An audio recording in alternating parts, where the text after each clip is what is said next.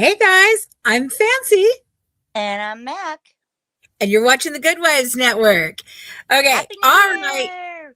Happy New Year's. Okay, so I got a little thing to say here because it's cute. So, Happy New Year's, everyone. And we were planning to end the year talking about timelines, records, and witness inconsistencies. We were not planning to end the year talking about a beehive wig. And yet, No. here we are, because somehow in a case that already has multiple timelines, multiple cab rides, and multiple versions of the same events, we now have cab drivers describing completely different details, including wardrobe choices that were never mentioned before. Let me I be when I very read it, fans, I like right. because I went ahead of her and I'm like, Fancy, no, no.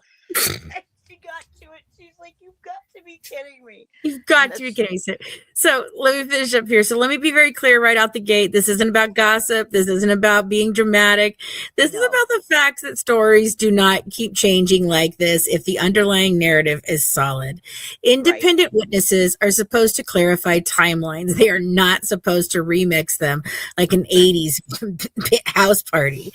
So tonight we're walking through what's changed and what hasn't, and why the beehive in the room matters a lot more than people want to admit. So, no champagne lies, no fairy tales, just receipts, rides, and, well, whatever the hell is going on here. So, let's dish. Welcome in, everybody. Make sure you are liking, sharing, subscribing, doing all the thingies. We have a good show for you tonight. We thought again we were going to get to talk about David Blanchard and maybe Mrs. Rachel Miller, but instead we are back one more time with another night's Cabby Confessional. Cabby Confessions. Cabby Confessionals, and you know, I'm telling you, the beehive almost took me out, folks. The beehive, the wigs are wigging. Okay, they are doing their thing. There are lots of them. I think I'm gonna make a game called "What's My Wig," Right. and we will describe from descriptions of other people. Perhaps we will determine whose wig is which and see how we can match them together. Yeah. And we've also decided, and we haven't made it today because I just came up with it a little bit ago, but I think we tried this last year, and you know what? It was not the time yet. It was in time for the Gypsy Rose bingo card, but I am thinking that 2026 we should definitely do a Gypsy Rose bingo card. What do you guys think? Absolutely. I think Yeah? so 100%, girl. Yes. Yes, So I yes, think yes. we can do it for all of our subscribers. So if you are in one of our subscription services here or on Patreon, you'll be able to have this bingo card. You can fill it in yourself. So we'll give you a couple of little spaces that maybe are filled in for you from us, but you can mostly fill it in yourself. So that way everybody's bingo card is different. And you guys can just decide what you think is going to happen. Take a picture of it, send it in, and we will be doing drawings and prizes and gifts and live events and all kinds of cool stuff with the bingo card over the Yeah. next year. Yeah. So Yeah. I'm really excited about this bingo card, and I'm excited about all this information. This is an exorbitant amount of information, so I just want you guys to bear with us as we can, because I'm telling you guys, wow, there is just Hey, wow. adventure. There is a lot of things coming on. Hey, well, yeah. I'm just wow. I don't know. Mac, what before we jump into it, I mean, what are you feeling right now? This has got to be insane for you too. What's insane to me is all of the inconsistencies, all of the story changing. Yeah, Um, we've always said it when you tell the truth, you don't have to have a good memory. You know what I right. mean? Why all the different stories from everybody, from the neighbors to David Blanchard to the cab drivers? I mean, I'm very confused by it. For sure. For That sure. Gypsy Rose trivia would be good too, April. I'm gonna look into that one too. Yeah, we can do that one too. Well, I would Oh love to yeah. do a Gypsy Rose trivia night. So we're still thinking. I really think that maybe 2026 is the year that we should go out on tour. I think it's going to be a lot better. Like now that we have all of this information, there's so much that people haven't heard. Okay, You Sheila, we'll know? see ya. And I think maybe we could do something like that, like a trivia night before we do like our show or whatever. I think that would be fun. Like I don't want to just do your average everyday book tour where you sit up there, you talk and yap at people and you sign your books and you're done, right? Like I don't want to do all that. I want to have a good time. If we're going to do this, we're going to go across the country, we're going to learn some stuff, and we're going to have a good time doing it. So I really think that this is going to be the year that Hey, I think last year Seven. we thought we were ready, but we were not ready because who my No, girl. this is insane. This is And you know, insane. and almost every day I'm seeing a new creator that's covering it. I mean, it could be Yes. anybody. It was a nurse, some nurse, that was covering it the other day. I was just like, Right. "Hey, Jean, um, Hold on, I gotta go grab my drink. it's happening." You know what I'm saying? It's getting passed around, and other creators, even if they're small, it's still reaching people. It's she's donezo. She is forget about it. 2026 is not going to be her year.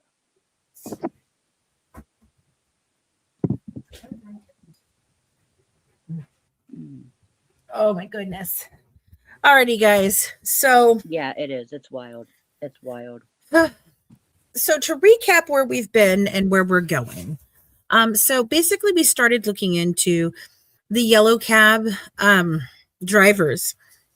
I was tootling through one of the Facebooks that's putting out, or not, I'm sorry, one of the YouTube channels that's putting out all of these. And I came across the Sherry Messer calls 1, 2, and 3 was what they said. What really it turned out to be was a visit that Detective Fletcher made to the yellow cab, and where he took some statements, written statements and everything. And it was also, we did Sherry Messers because she indicated that she wanted to talk to them. She talked with them, and then she changed her stories completely. And we went over that 2 nights ago, I think is when we did it. And I also did a shorter version of this where I went through and basically I just showed you the evidence, played the calls, and gave you a very simple commentary.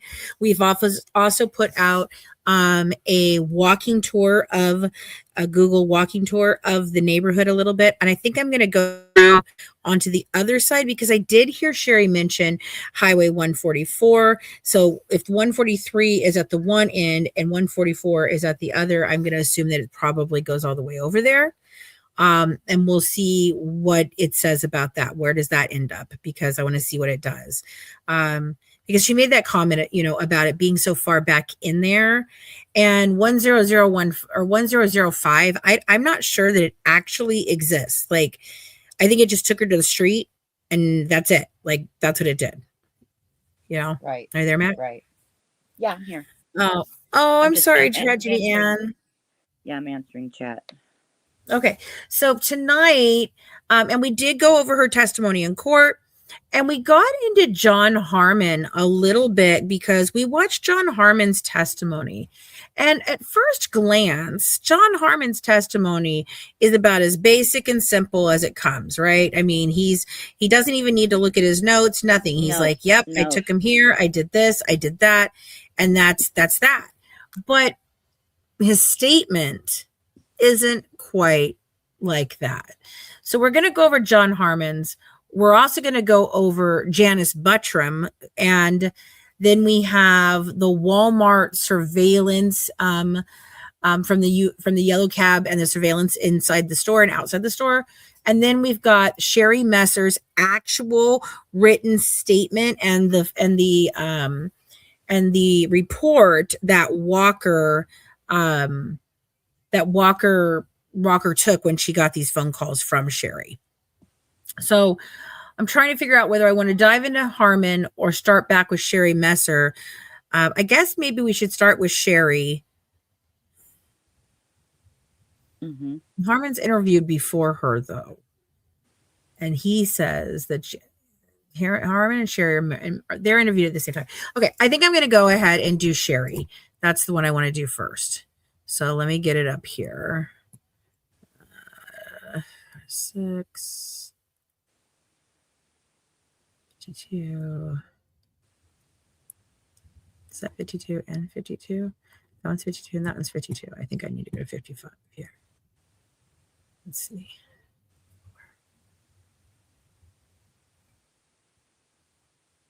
Oh, wait, hold on. I've got 53 here too.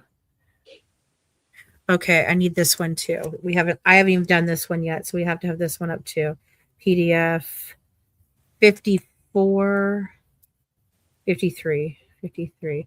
And I'm using the numbers from Into the Weeds drive because that's where they all are at that we've gotten them from. And so I just want you guys to have the numbers. If you're looking, these are the numbers that we're referencing. So this is another Walmart receipt video, Walmart video. They took they got around this entire week that they're in Springfield, guys. I mean, they're out and about around. Yeah. I still haven't seen the Waffle House one. I'm looking for that one. I haven't seen that one yet. Oh yeah, I forgot about the Waffle House. Yeah, I haven't seen the Waffle House yet. So 53.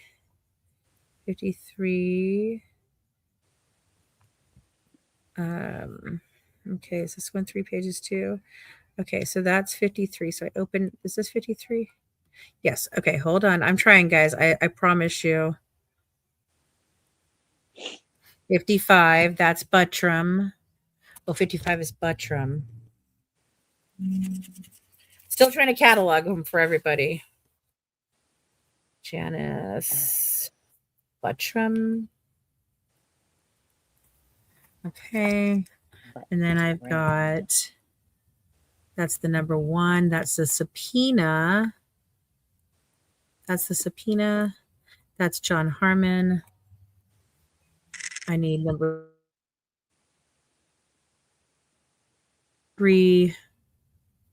Sorry, guys. I'm so sorry. I meant to have these, but I'm just trying to make sure that we have all of the ones we need for tonight, not just whatever I pulled earlier. So, Mac, you can talk, though, and keep them company while I'm looking for everything. Reading chat and responding. Okay, well, I got Janice Buttram now. Hey, Jenna. This is 1. I think I need to go. Let me see here. Exit this one. Okay, so that's yellow cab, yellow cab, yellow cab, yellow cab. Hold on, Missy. Well, I hope everybody's having a nice New Year's Eve, anyways. What is anybody doing? Has anybody got any plans for later? Are you all heading out? I'm staying in. What are you all doing? You're staying in. We're staying in. I'm under a winter weather advisory right now, so I'm not going anywhere. Yeah. I'm not going anywhere. Okay. We're just getting dumped on right now, like dumped. It missed us by a week. We could have had this for Christmas. Yeah, exactly. It missed us by just the smidge. It does. The case gets crazier and crazier. And like you said earlier, you think you're getting something figured out, and then bam, something else happens, it just oh, nothing ever stays the way it just yeah. Did y'all see the new theory of them doing the deed on the floor by Dee Dee? Oh yeah. Yeah. I kind of figured that's what that little palette was there for, to be fair. Mm-hmm. Oh I stand. Okay. Too many people out and about that aren't in their right mind driving on holidays like this, so I am perfectly fine staying in, playing games, doing a live, what have you, Yeah. Not worth my life. I was telling Fancy earlier, I lived in Vegas for over 20 years and never went down to the Strip for New Year's Eve. And I actually didn't have to. I lived like 10 minutes from it. So when the fireworks went off, you could see them from wherever you were at. So, but yeah, it's a holiday that I stay in for. I don't like to go out on it either, to be honest with you. It's yeah. Okay, hold on. I think I have one last one to pull. I'm just trying to figure out where it is. Yeah, it's the other people that scare me that's out and about Yes, for sure. driving. Yes, for sure. I'm not a big party. I used to be. I used to be able, but yeah, I'm kind of I feel like the older I get, the less people I want to be around. Oh, for sure, for sure. Like I'm serious. I Absolutely. don't want to sound like this old crass ass person, but I mean, I can't tolerate certain people, so I just don't put myself around them. You know what I'm saying? There's no reason to. Not, Yes, you I know, agree with you. not when you have, probably I'd say a little less than half my life left. I'm not spending it. No. I'm going to spend it with people that I enjoy, not Oh, for sure, for sure, for sure. I have to say that this is a lot of it's seven. frustrating. There's so many mistakes in this thing, in this case. There's just mistakes, things that if it was just one mistake or whatever, it would be pretty innocuous, right? Like it wouldn't be that Mhm. big of a deal. But because there are mistakes after mistakes after mistake after mistake, it just becomes insanity. And it's just, oh damn, like you think you've got something and it goes the other way. Like thinking about this, I got irritated the other day because I'm looking for, they're like, oh, we've got the interviews of Christy Blanchard and Rod Blanchard and Laura Petrie and Claude Petrie out there. And I'm like, great. I go to look and oh, what are they talking about? No, it has nothing to Right. do with that. No, Mhm. no. They don't have the audio there. And it's like the officer just keeps telling you that that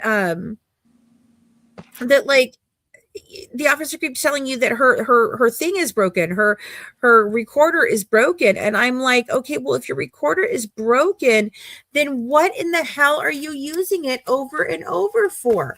I mean, how many times does it take you to realize that it's fucking broken? Right. Like, you know what I'm saying? It just, I don't know. I'm telling you guys, it's okay. So the last page is PDF number 251.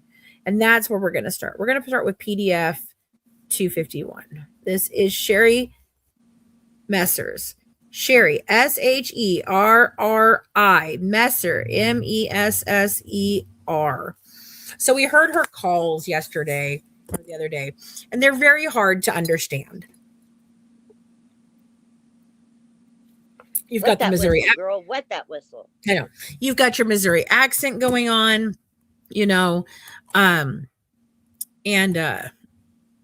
hold on, I'm sorry. You've got your accent going on, then you've got, the fact that this woman in particular, she just talks like mealy mouthed and mush mouthed, and you can't understand everything she's saying. It's just this whole thing is a nightmare, you know. And it goes to show you that nothing went right in this whole thing. Like nothing went No. right. Mm-mm. Let me see if that's the right one. The only person who went right for was Gypsy. 251. Okay, yep, I got the right one. Yeah, but honestly, I'll be honest with you guys. What the heck is happening here? Okay, I cannot do this. Hold on. It's gonna kick me out. I'll be right back.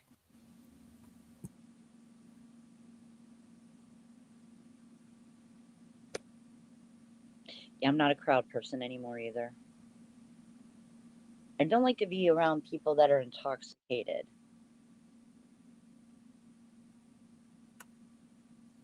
Put you back over there.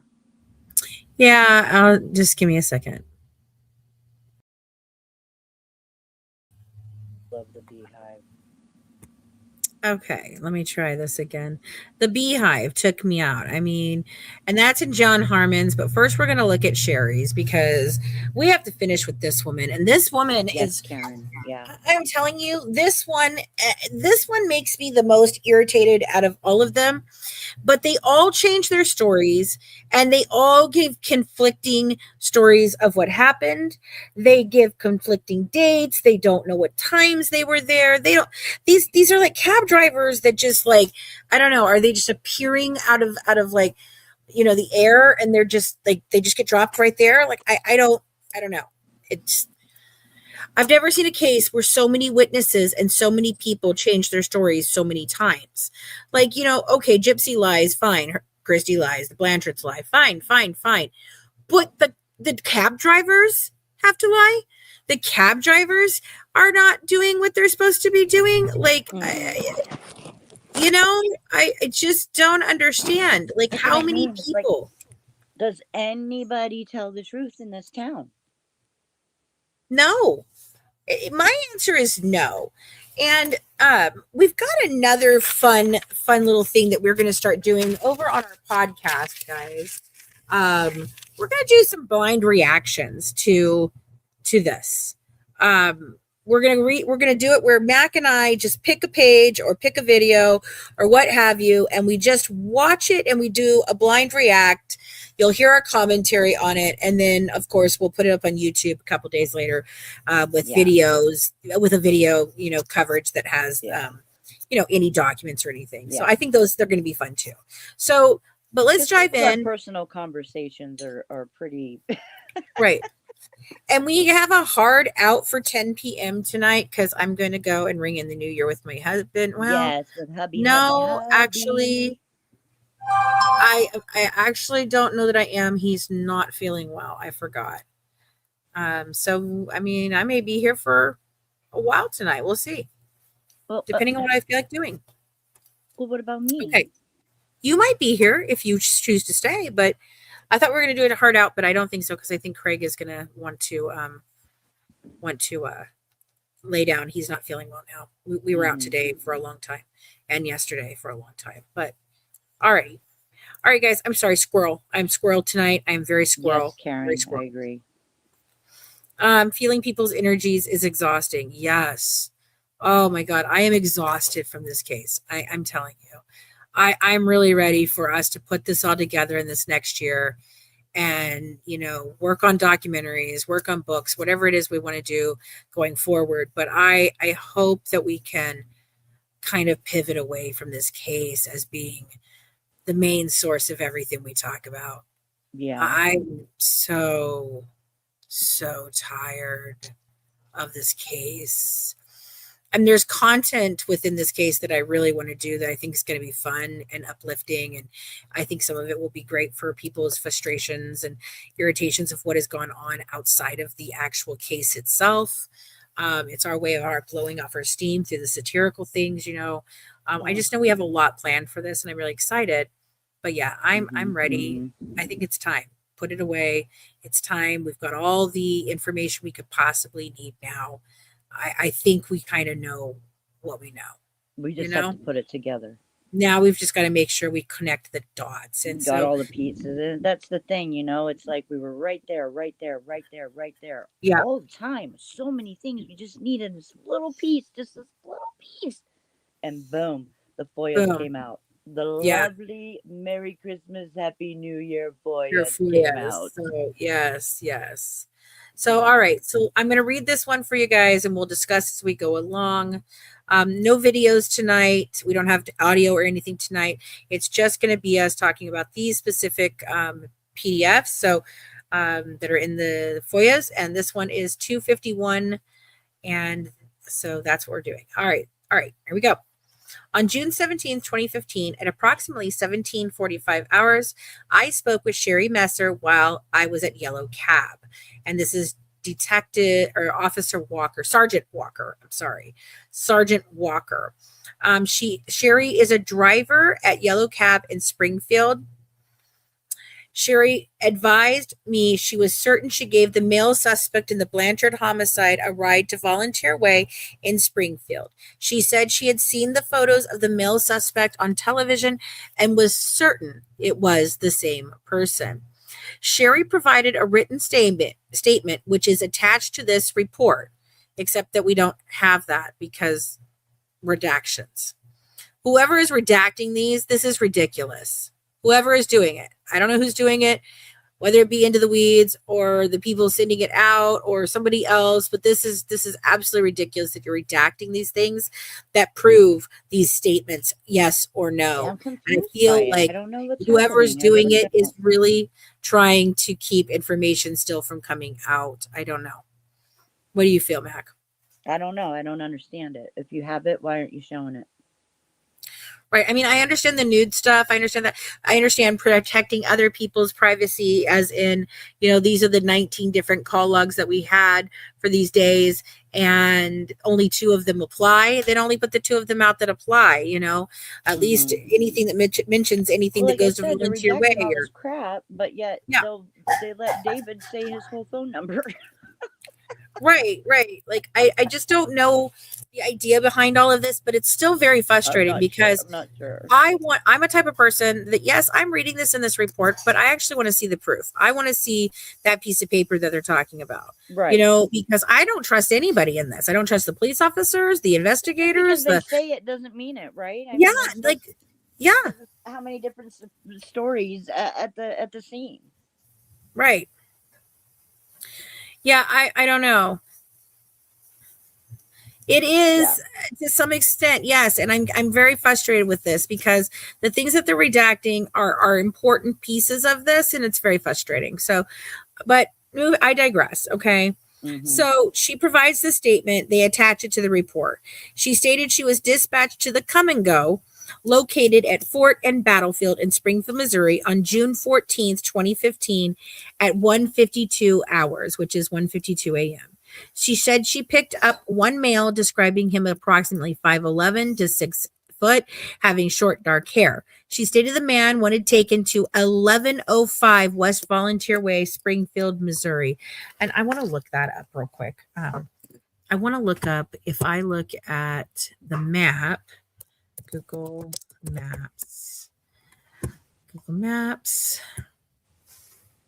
I'm going to do the 1105 West Volunteer Way. And then we're going to click on it.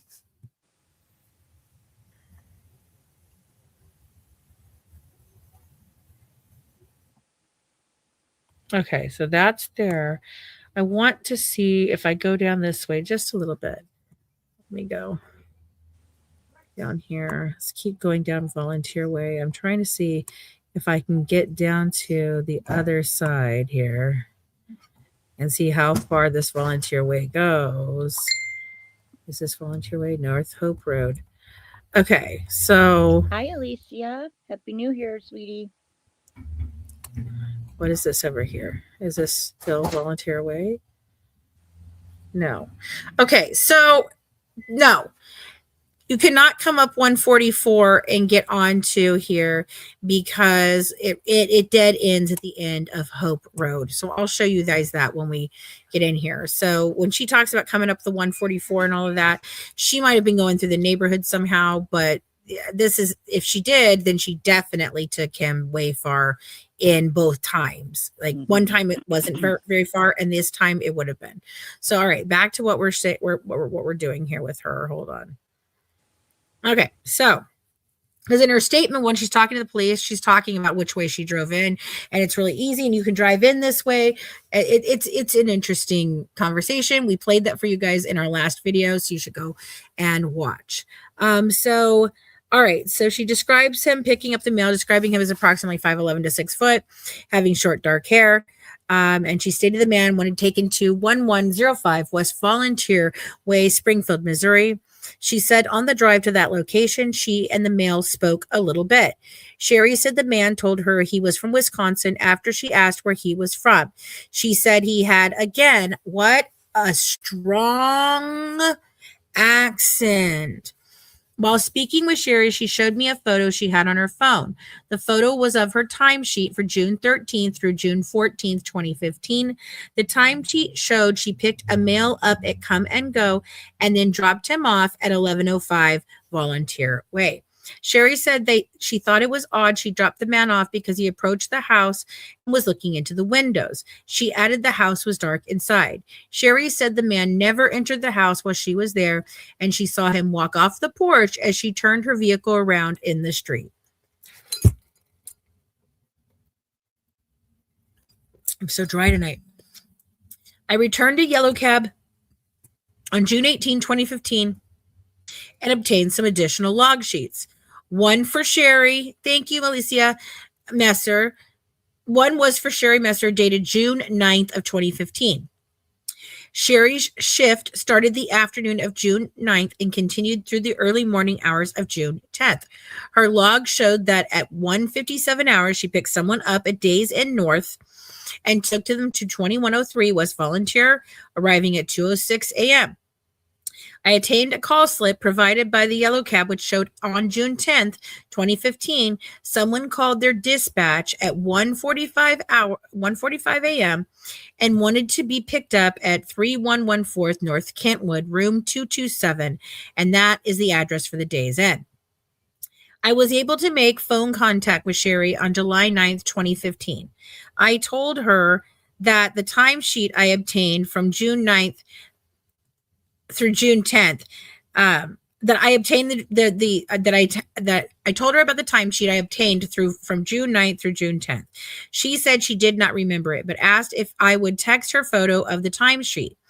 I told Sherry if she did not remember that particular pickup and drop off, it was all right. She said she had a photo of the timesheet because she always photographs them.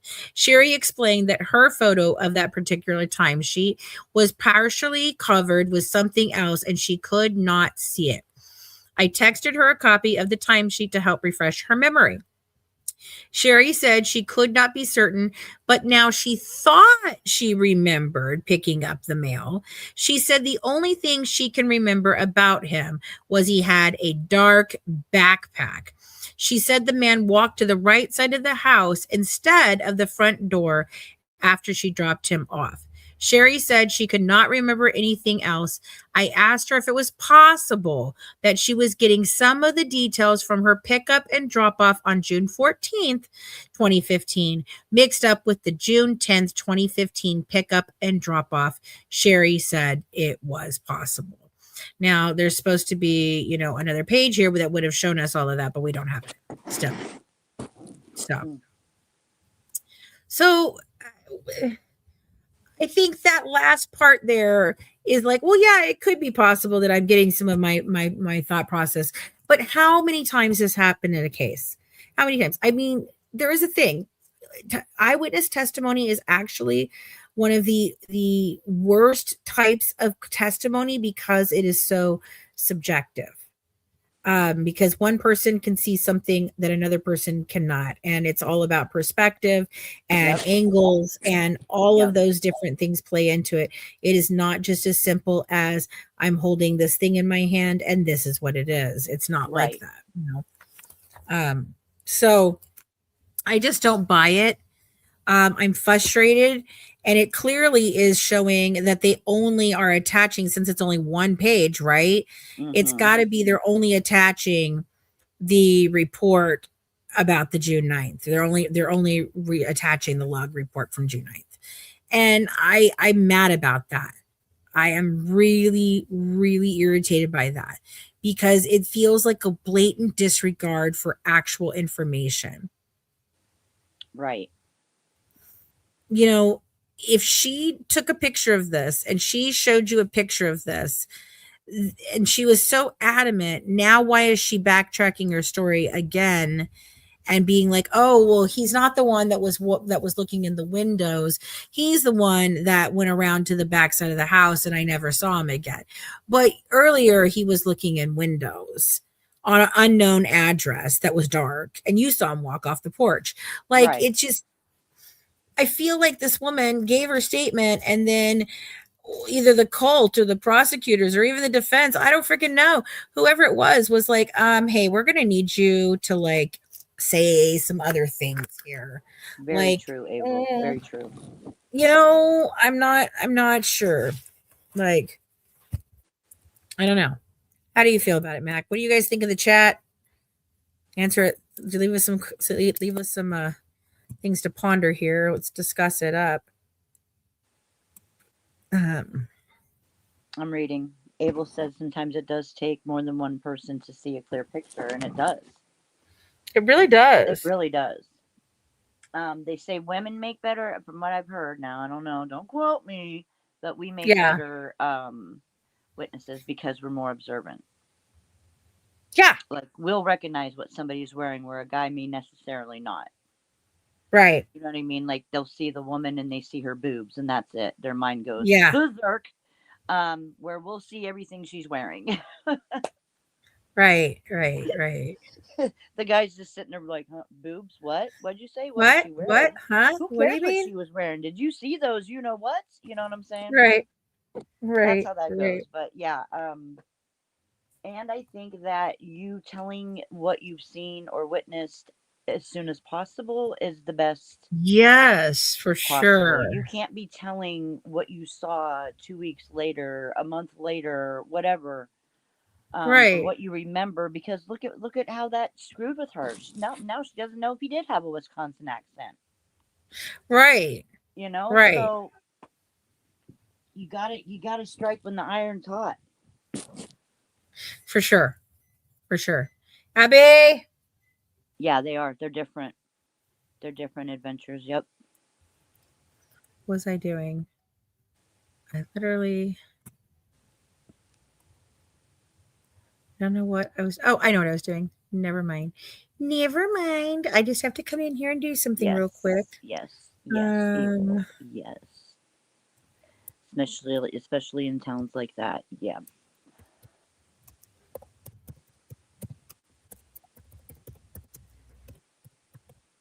I was hoping to see the Thrive in Life in here because I'd like to hear from them. Yes, I know. Even a lawyer with only half of his or her brain working would have done a better job than yes. Yeah, oh my god, yes. Okay. If Nick Did it add my banner?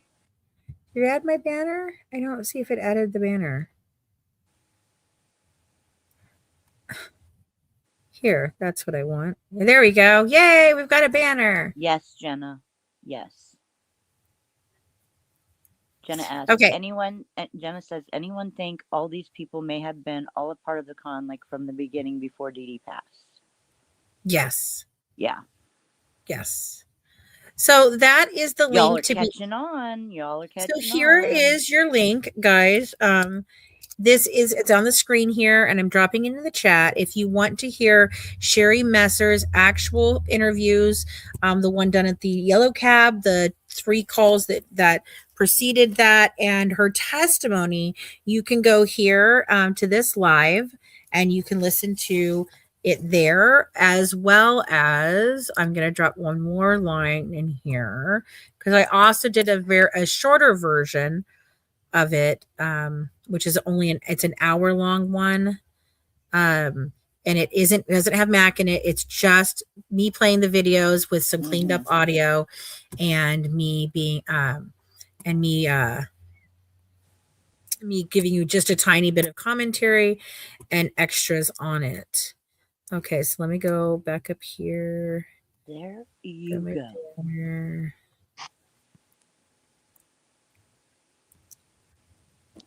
Hold on. There we go. All right. So now it's going to stay up there. You guys now have it. So you can go through that one. So that's the end of Sherry Messer for now. I'm kind of hoping we're done with Miss Messer. So let me, here we go. She's got my brain kabobbled. I'm telling you. She really does. She's scrambling my brains right now. She has got me thinking, and it just there's just little tiny words with inside of her testimony that makes me, like it's something about the things she says really, really bothers me. Okay, so what we're looking at here, can you guys see it? Yeah, you guys can see it. Okay. So this is basically this is the end of Volunteer Way. Okay. So it in North Hope is right here, and that is West Volunteer Way. So, and then what is this over here? What does this go to? Is this actually Volunteer Way as well? No, hold on. Go over here. Go over there. Does that volunteer way too? Yeah, Karen, you know what it's all about. Hold You on. know what customer service is all about. Yep. Nope, not just you. Yeah, we are all right there. Okay, and this is Hold on. I'm trying to. Okay, so we've got North Volunteer Way here. Okay, so there's North Hope Road. I'm trying to get over here to these cars over here. It's not letting me get over there. Why isn't it doing it now? It's being weird. Will you go over here, please? because it matters, and anytime it matters, it screws up for us every single time. So it won't go down any further. Well, from what I can tell, this is where Volunteer Way ends right there. What's that one? Can I see that one? No, you're not going to let me see these houses. I see. Okay. But there it ends right there. From what I can tell, it ends in a dead end right there. Doesn't that? I think that's what it looks like to me. Yeah. I don't think it goes back around. Okay, so this is the other end of North Volunteer Way.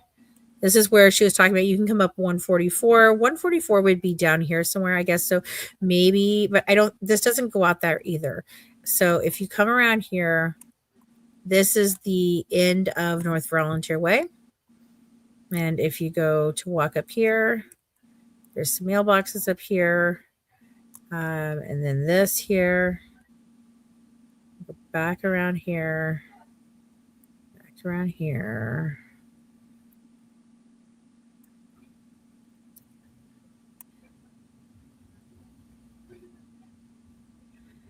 So if she had dropped him off at the other end, yeah, that was a trek. But again, that's not where the GPS takes you when you type it in. And there's no access to it from the other side. So there's Dee Dee's house again, and that's how Right. far we were. So she had to come down this 143 and drop him off. If this happened, if it even actually happened, she's going to drop him off at the mouth right here. And it's not a Right far there. walk. It's not even. Nope, it's 180 feet, 1 minute It's walk. half a football field. Right. And there we are again. And see, so she makes this thing. So, okay, look at this. Let me go back over here so we can get right on it. Okay, so if she makes the thing about the fact that he goes around back here, and if you remember correctly, this was a wheelchair ramp. It connected around to the side over here. Mm-hmm. So you came up. The ramp had a opening here. You went up the ramp like this, and you could zigzag. Turn. You could go over here and go to that side, or you could come here to the front door. Okay, so she says that he walks off the porch. And she doesn't see him again. Well, then the second accounting, she's talking about this door over here where the window is that they all crawl through. I still cannot figure out the fucking crawling through a window and then having him crawl back out through the window. The brainiacs of this is just insanity to me. Insanity. Absolute freaking insanity. It is. So does that make sense to you guys? Did that help with the kind of location of the house and understanding that a little bit better too? I hope it did. If it did, please share that in the chat with us. Okay, so next up is, let's see. So I'm not going to show this one on the screen because it's not worth it. But 199. Exactly. 199 also applies to the Yellow Cab subpoena. And it says on Tuesday, June 16th, I called Yellow Cab and spoke with Sherry Perkins. Now, this is not the same person. This is Sherry, Shairey, Sherry Perkins. I advised I needed to speak with someone with the business that was the custodian of records. Sherry advised us she was the person I needed to speak with. I advised Sherry I had a subpoena for car cab driver records with the beginning date of June 9th and ending date of June 15th. She advised she would gather the records and bring them to the sheriff's office as soon as possible. During the early afternoon hours on June 16th, Sherry arrived with the documents. There were 19 pages. Yep. and they're redacted. And all the documents were copies, not originals. I seized the documents and served Sherry with the subpoena. Detective Intel Analyst Devin Tidwell notarized the business record affidavit in my presence when Sherry provided the documents. The original notarized document was later placed in evidence, and a copy is attached to the report, except that it's not. Sherry advised if I needed further assistance, she was willing to help and did not require a subpoena for future records in this case.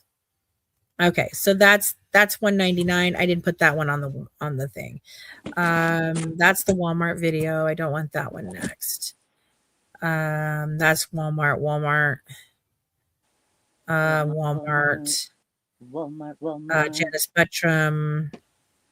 Is this the guy? Okay, John Harmon and Janice Butchum again. Okay, so we'll do the Janice Butchum together.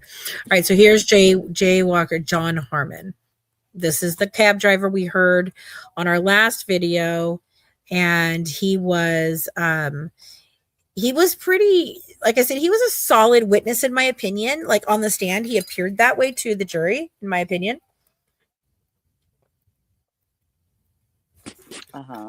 In my opinion. But I think that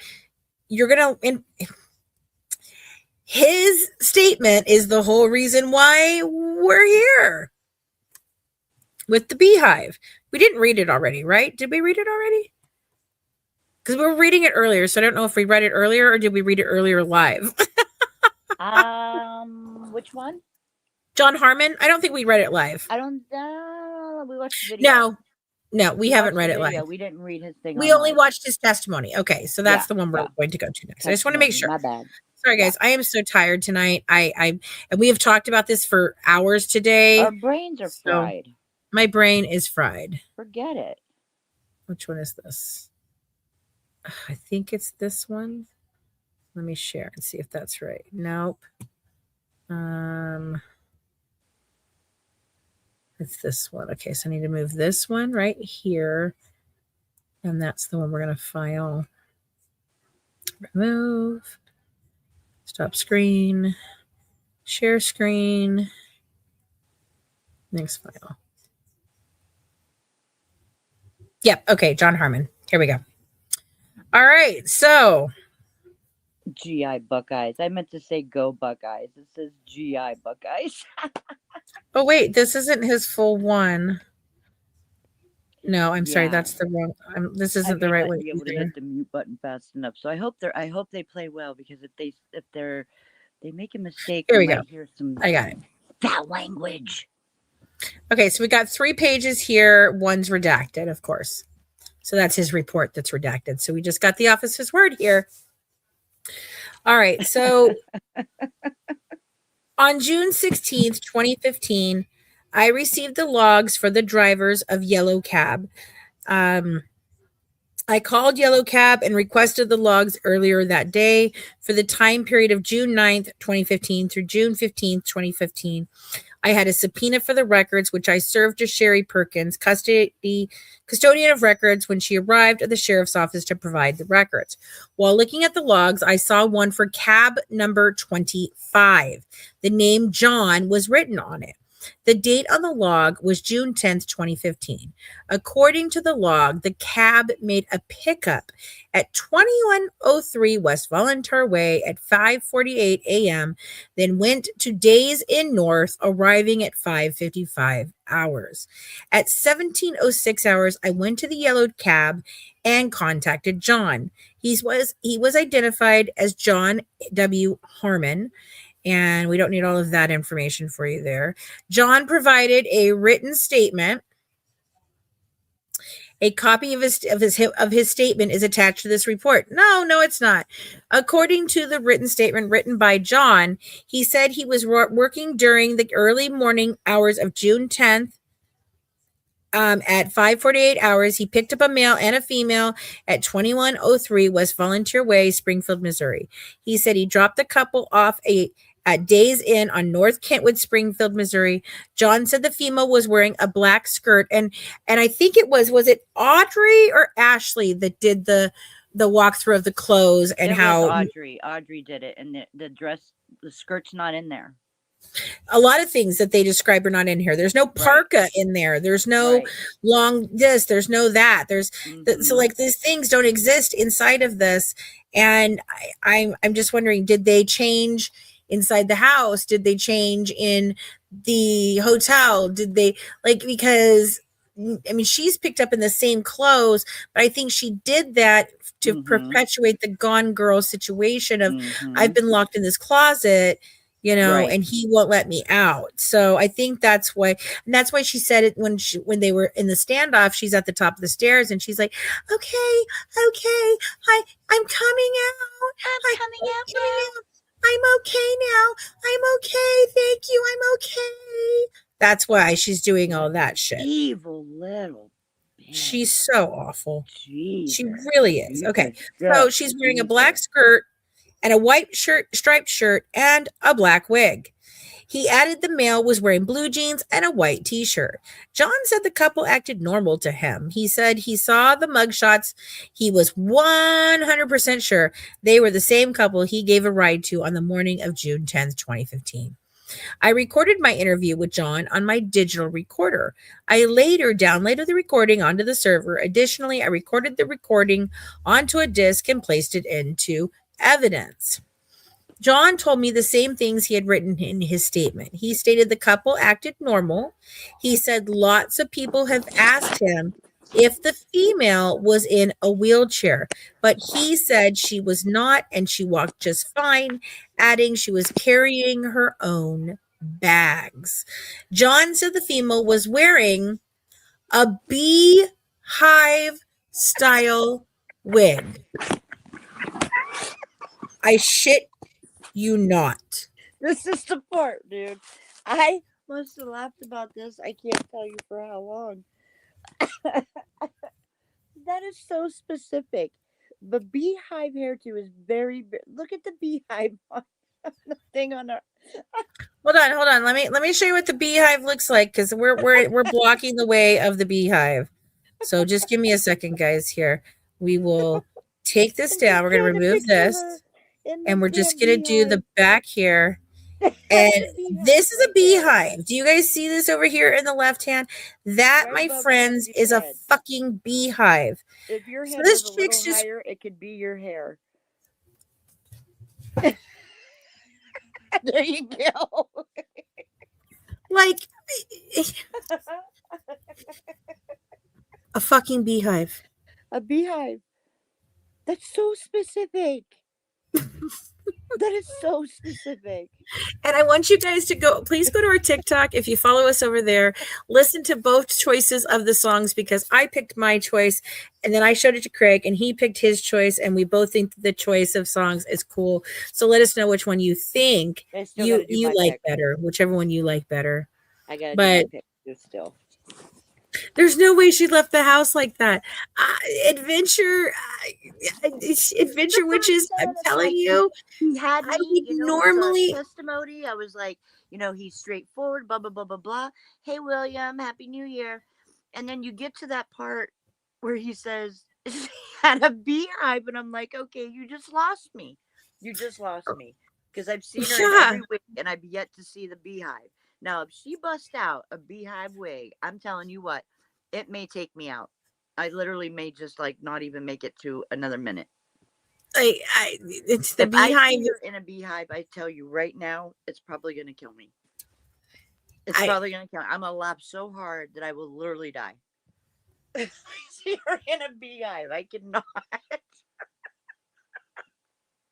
I cannot with the beehive.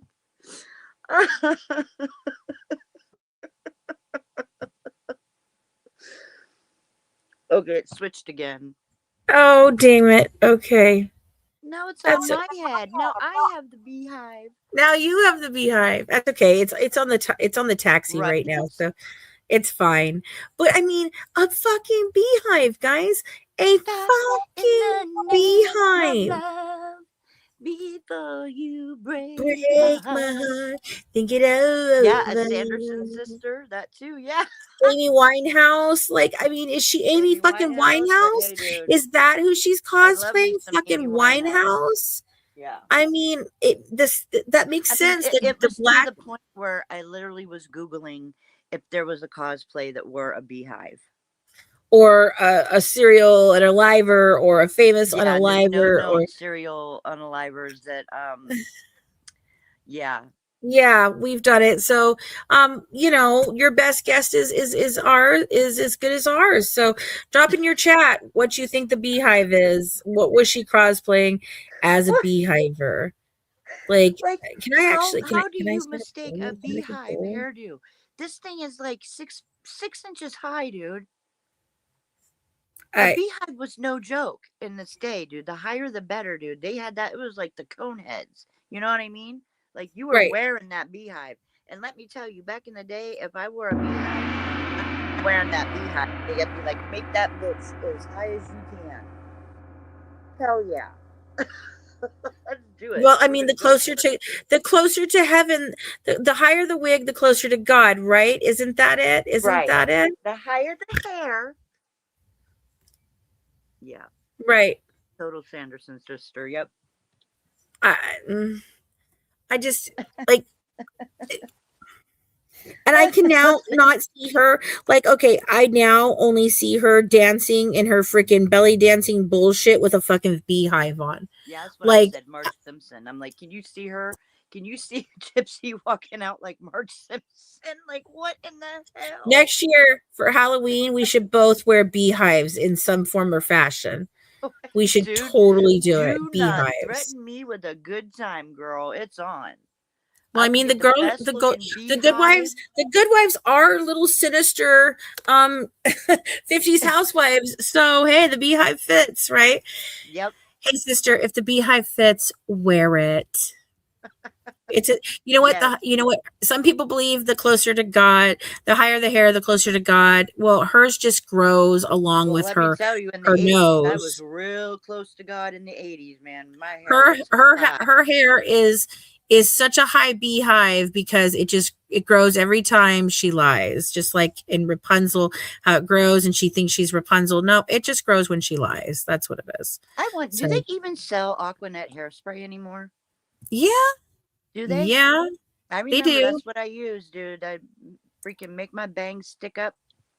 Had that spiral curl, the spiral perm, and had the Yes, bangs yes, freaking stuck up freaking 5 inches high. yes. Yeah. All right, so let's see if I we can was get real through the close rest to of this God. here. I was real close to God All right, in so the all right. Come on. We gotta be serious here. All John right, advised me he did not see blood or similar substances on either the male or female. He said after they arrived at Days Inn, the female paid for the cab fare with a $20 bill. Adding the charge was $8.70. John said the couple was quiet but spoke quietly to each other. I asked if the female looked young to him, and he stated he thought so, but was not sure due to the way she was dressed. John added he thought the female may have been a prostitute due to the way she was dressed while wearing a wig. John said later he found out about the homicide on Monday morning, June 15th, 2015, when his boss called him in and asked if he picked up a girl on Volunteer Way on June 10th, 2015. He said he told his boss he did, but when she asked if the girl was in the wheelchair, he advised her the female was walking and not in a wheelchair. John said he did not have any additional information, but suggested I speak with Janice Buttram, butt ram. Ram, because she would be able to provide more details about the couple from the day she gave them a cab ride. I clarified with John that the couple he was referring to were the suspects in the Blanchard homicide. He was not familiar with the suspects' names, but advised the couple he had seen the mugshots of on television connected to the homicide on Volunteer Way was the same couple he gave a ride to on the morning of June 10th, 2015. So, there we go with that. Okay. That is that. Hold on, I'll get to the next one for you guys, but I also want to grab something else. Okay, there we go. I'll pop that up. I have very fine hair too, Karen.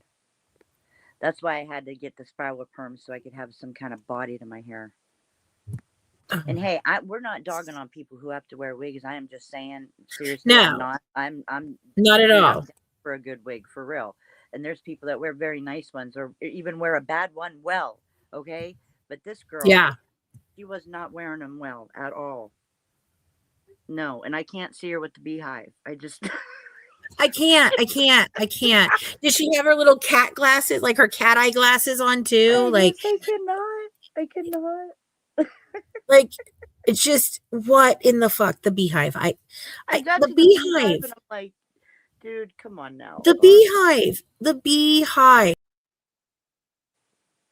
Oh yeah, Twitch. My hair is actually like a long thin. So yeah, I still couldn't do it even with my hair. No, the beehive is insane. I'd All have right. to like get carton Like candy I and just just like. and I'm stick it up wondering there. she has a really hard time putting them on. Like so, like is it sitting on her head just like here? Is it back here? Is it here? Like I got questions, man. I got questions. Like If she's wearing it here, slightly the forward. beehive. Oh my god. Here's what I imagine the beehive looked like.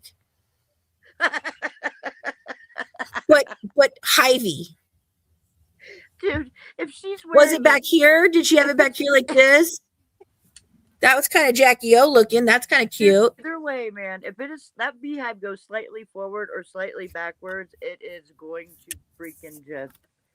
It's going to be hysterical. The beehive is coming. Even if you wear it regular. I don't know if they recovered the beehive because the beehive did not make it to Nicholas's. That's for damn sure. No, I'll be right back. I have to go to the bathroom. You go right ahead. I mean, I'm hoping there's a beehive. I'm hoping. I couldn't believe it when we got to that part. As I was reading ahead of her, and I just started laughing so hard. And she's like, "What are you laughing about?" And I'm like, "Just wait till you get to what she's wearing." That's so. And then another one said that she had a Farrah Fawcett. She had a Farrah Fawcett looking wig on. I don't know what. Farrah Fawcett had some pretty freaking hair, dude. I don't see none of her wigs looking like Farrah Fawcett. Maybe Linda Blair in The Exorcist, but no, not a Farrah Fawcett. Never a Farrah Fawcett.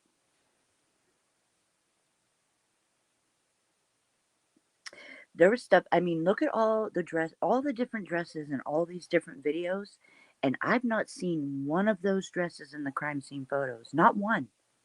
When and why? My question is, did she get rid of all those? And she had some nice. There were some cute dresses. I ain't gonna lie. I like that red one she wore with the beadwork. And I think that's pretty much it. That red one was really cute. To take a shot during. Yeah, I really would love to know where all her outfits. Where are they? Probably the blonde curly one looks like Farrah, I guess, but that's such an insult to Farrah. Farrah's hair, wow, that was her. That everybody got the Farrah Fawcett hairdo. You know what I mean? In the 70s, late 70s, dude, you had that feathered look. Like what's his face? Jeff Conway when he was in Taxi. He had the greatest hair in Taxi. It just feathered and flowed. But anyways, I digress. Where did all those dresses go?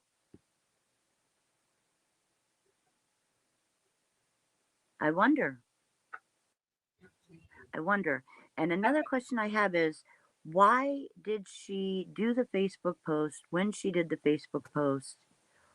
Why did she do it then? That's another question that I have. Yeah, for sure. That's why fun. Then? Why did you want them to find her specifically then?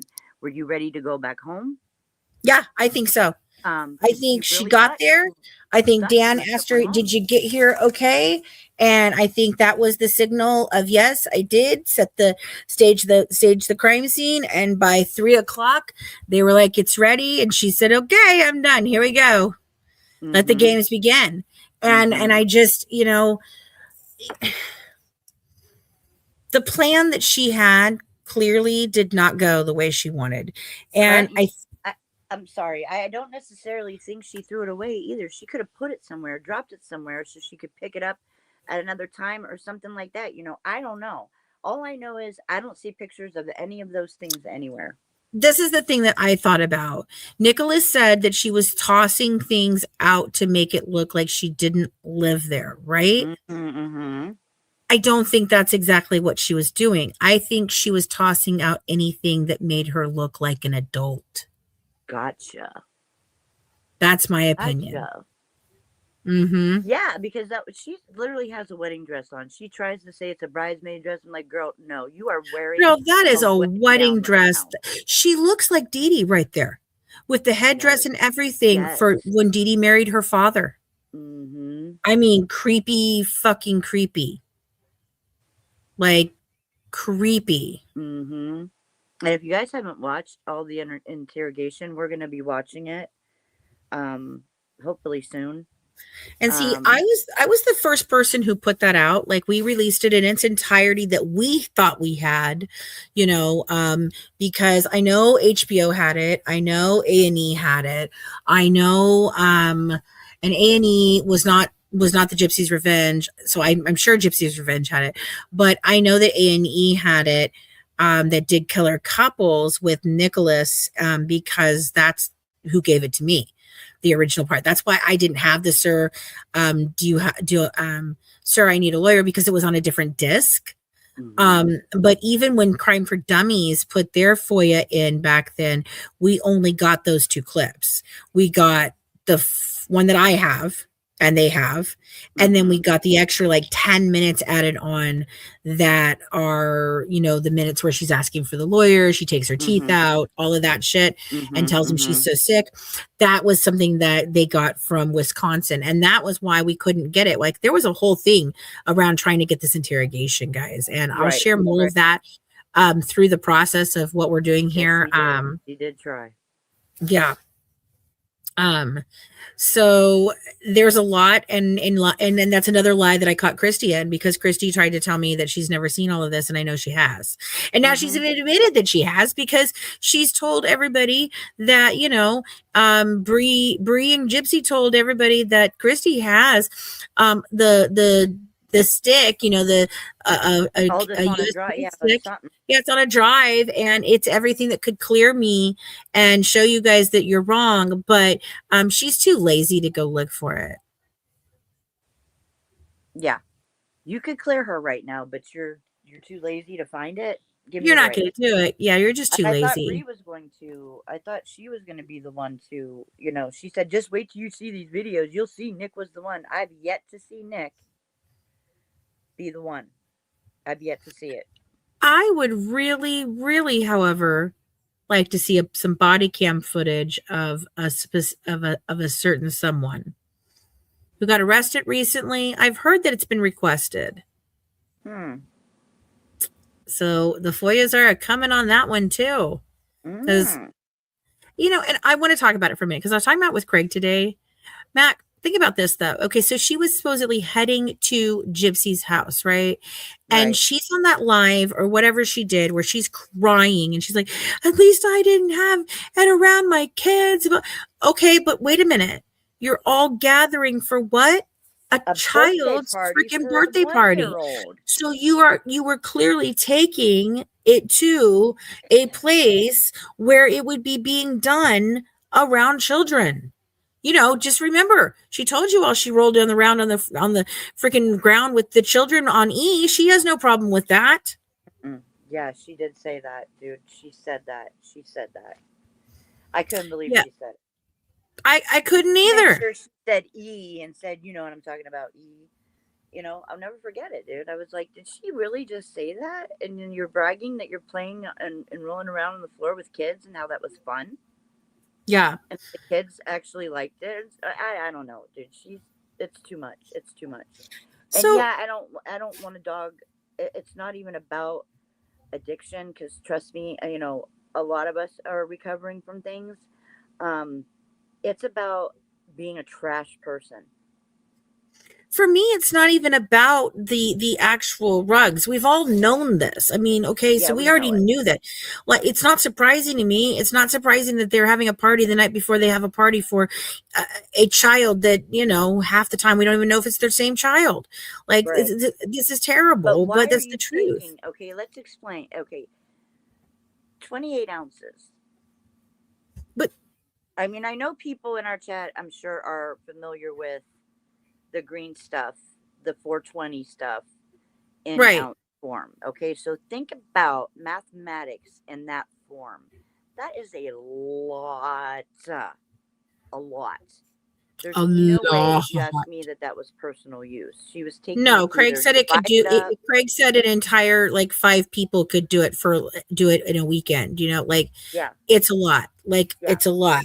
Like yeah, it's not it had people amped up forever. Okay, but exactly, I have Jen. less problem with the rugs than anything else because I already knew about the rugs, so it wasn't concerning to me. Yeah, we all But knew. We all knew okay, that. so rug problems and addiction, whatever, fine. Addiction has got you. We all I know mean, if she that. We wants all to know they get all help, so suffer be it. from But if she's gonna addiction. sit in denial, I'm not gonna feel bad for her. I'm not. Yeah. Okay. And um, so that's one thing. The no insurance, okay. I mean, who hasn't done it at some point in time? Yes. Um, the broken tail light, okay, and that's probably what got her pulled over in the first place because the tail light wasn't lighting up over the license plate, and he probably ran it then, and that was how she got caught because she's a dumbass. Right. And not just that, who is going to leave that much? Okay, she's claiming it's not hers. Right. So who is going to leave that much in somebody's car? Just really? In their purse, and they're not in the car. They're just gonna leave their drugs in the car. Say, hey, by the way, if you're gonna take the car tonight, make sure you take my purse out or whatever, dude. I don't know. She's full of crap. That's my whole point. Save face and take accountability. But my biggest issue is with the actual license plates. And everybody seems to keep overlooking this. It's like, oh yeah, she changed license plate. That is a felony, okay? And it's a big felony. And yes, the rugs are felonies too. We've got drugs that are felonies too. But this is a willful intent to commit a crime and fraud. That's willful intent. Oh yeah, They had to choose to yeah. change out the license plate. There's no mistake on that. There's no, oh, well, it was my friend's purse and she left it in the car and I took off to the grocery store and it's hers. There is no, well, it's my mom's car and I don't have insurance on it for myself, so I don't have insurance. There's no, none of those things. You took a license plate knowingly off another car that it did not belong to, and you put it on that car. And then you doubled down and went and got drugs Right, with no license right. and with no insurance and no taillight. You've got to be a special kind of stupid. Yeah, yeah. And if she Like hadn't done that, seriously, she a probably would not special. have been pulled over. Seriously, the taillight was busted, and they couldn't see the. They couldn't see the. I think the light above the plate was also. It wasn't on. So anyway, I think what they did, they probably ran the plate and was like, "Wow, okay, this isn't the right Yeah, car for this plate," yeah. and that got her pulled over, and then that got her car searched. But somebody's on getting the unit. Well, somebody's gotten on it, but I'm going to say we never saw Woo Woo Besties. So are we ever going to see, which Lindsay skated right out of that? Are we ever going to see Breeze? I don't know. I think it could just be another distraction. Another distraction. To, an actual person Well, I hope so. and said I think that she should get. I think she should get Woo Woo Besties too while she's at it. Audrey, if you're listening, there isn't one. There isn't one. But because Sheena was saying, I took that out of my burial fund. It was on a charge card. right? She couldn't say the name of who the person was, but Person give was the right. initials, and the initials, Yeah, one ended in M. So $2,500 bailout, dude. Wow. mm-hmm. Wow. And people are trying to take the money off the 2,500, and it's like, no, the 2,500 has already been taken. $2,500 was her bill. Right. $2,800 was her bill. You ain't gonna get Okay. out on a charge like that for $250. Are you serious? All right. So the next Oh, I one have we're an going to accent. do. I didn't even realize I have an accent. Thank you, Elizabeth. Is it It does. strong? You Is know it a what kind of strong one? accent it is? It's an Ohio accent. And the Last reason time my accent Ann is so said that Bree's stinking husband came screwed in up is clutch. because I've lived a little bit of everywhere. Listen, my accent is just a mess, and it comes out in different waves. Like if I'm really angry or excited, the Southern really comes out. Oh yeah, If I am you get like really twangy when you're mad. yes, when I'm mad, I get very twangy. Yeah. Bree's husband came in clutch. What do you think she meant? Well, maybe he came in with the saving grace of the meth they were all wanting. I don't freaking know. Maybe he was claiming it was his. Maybe he did that for her. You know, that could be. Yeah. I All put right. it at first. All right, so this is the next one that we're going to go over, and this is Janice Buttram. This is who Harmon said that they needed to talk to her. And I wanted to show you guys something else that I'm doing. It's kind of cool. I don't have it. We're not going to share it just yet, but I wanted to let you guys see it because I'm kind of excited about this. Okay, Karen. I've been meaning to do this for a long time. You lived in Slidell? Oh.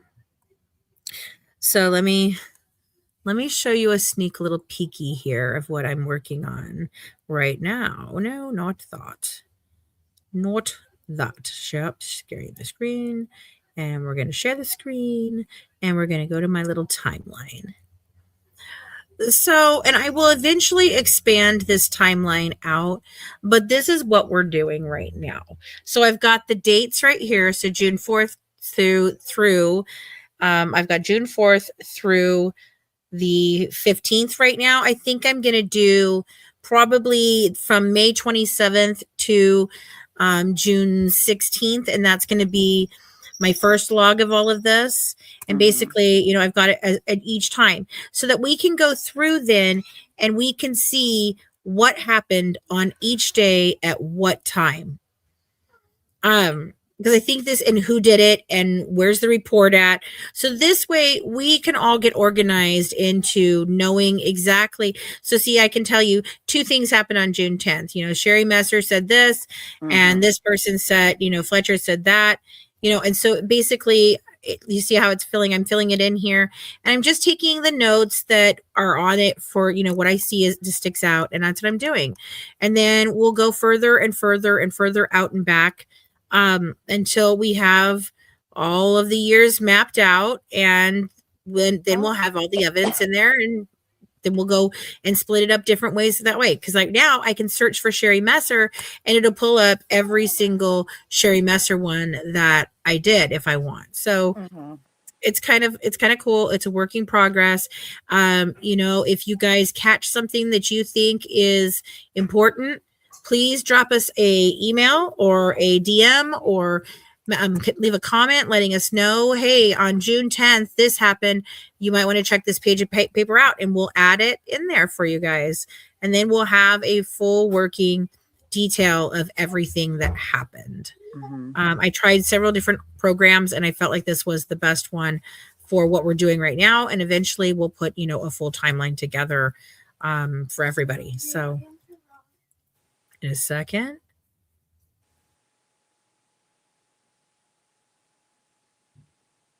You guys are way sweet. I can't with you. You guys are always so nice. So did you move after Katrina, Karen?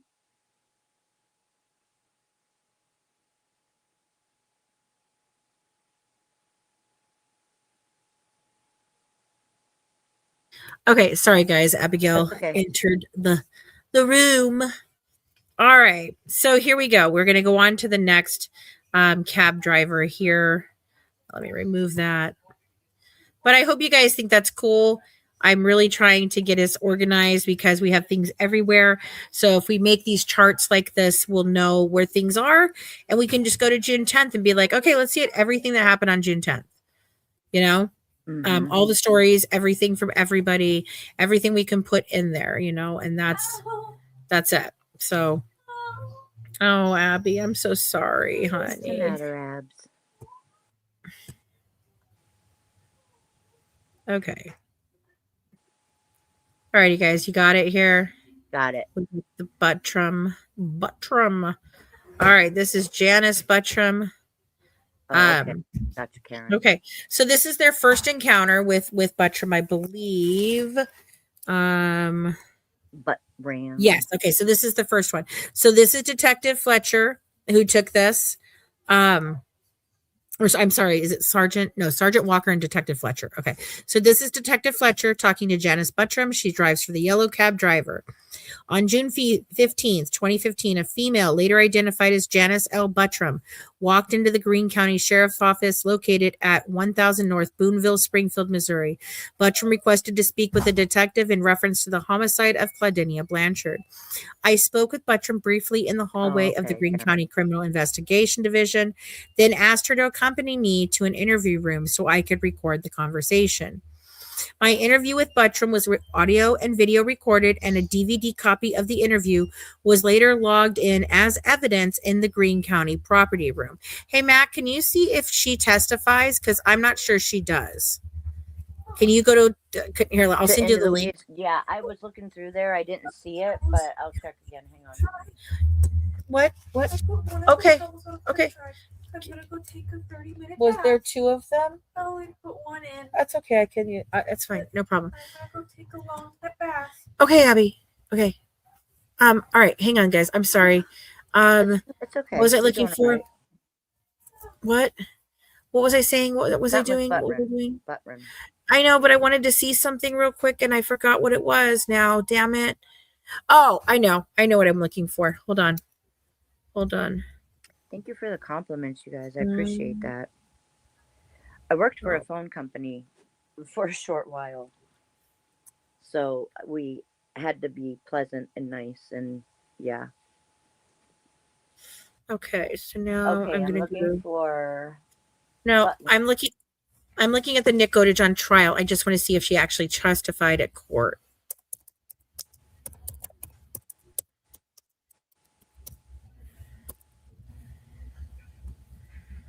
Got this one. Let's see if they actually.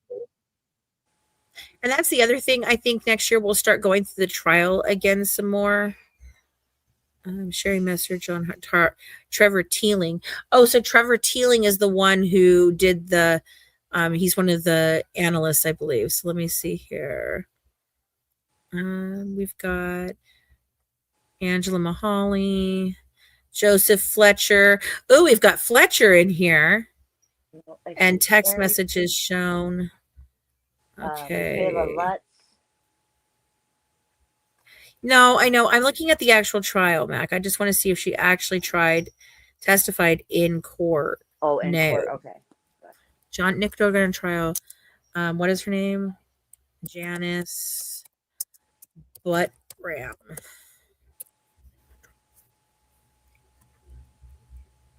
Yeah, Buttram.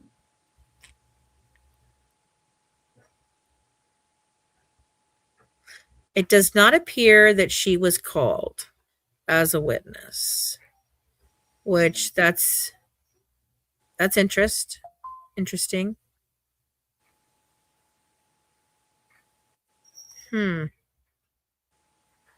Find that interesting. Don't you find that interesting? I find that interesting. Yes, I do find that interesting. I do find that have my interesting. own channel. I've actually done a few videos on covering Dee Dee's Law. I'm going to be getting back onto that. So sure, you can just go over to I think it's my, is it, hang on.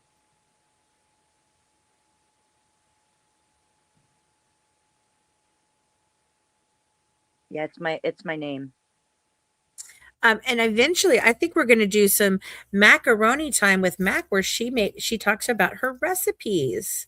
Could do that. I could. I think that would be so fun. I was telling Seven the other day because she's like, she was doing something in her crock pot. And Mm-hmm. I was like, yeah, dude, I love my crock pots. And I'm like, yes, I said crock pots. I got 3 of them. Alrighty, Dude, guys. love crocking. Love to crock. Oh, the look. You've got the new air fryer that you got your parents for Christmas too that you can utilize. I'm trying to get Craig to do more of that, and he'll put it on his channel, and we'll put it over here on the Good Waves Network for you guys to watch too. And he's going to get back into his other show, the Every Woman Right. show, because I'm really excited about that. Dude, All right, was but good. let's. I enjoyed that. I did. I enjoyed that. Yeah, I do too. Let's get back to this here.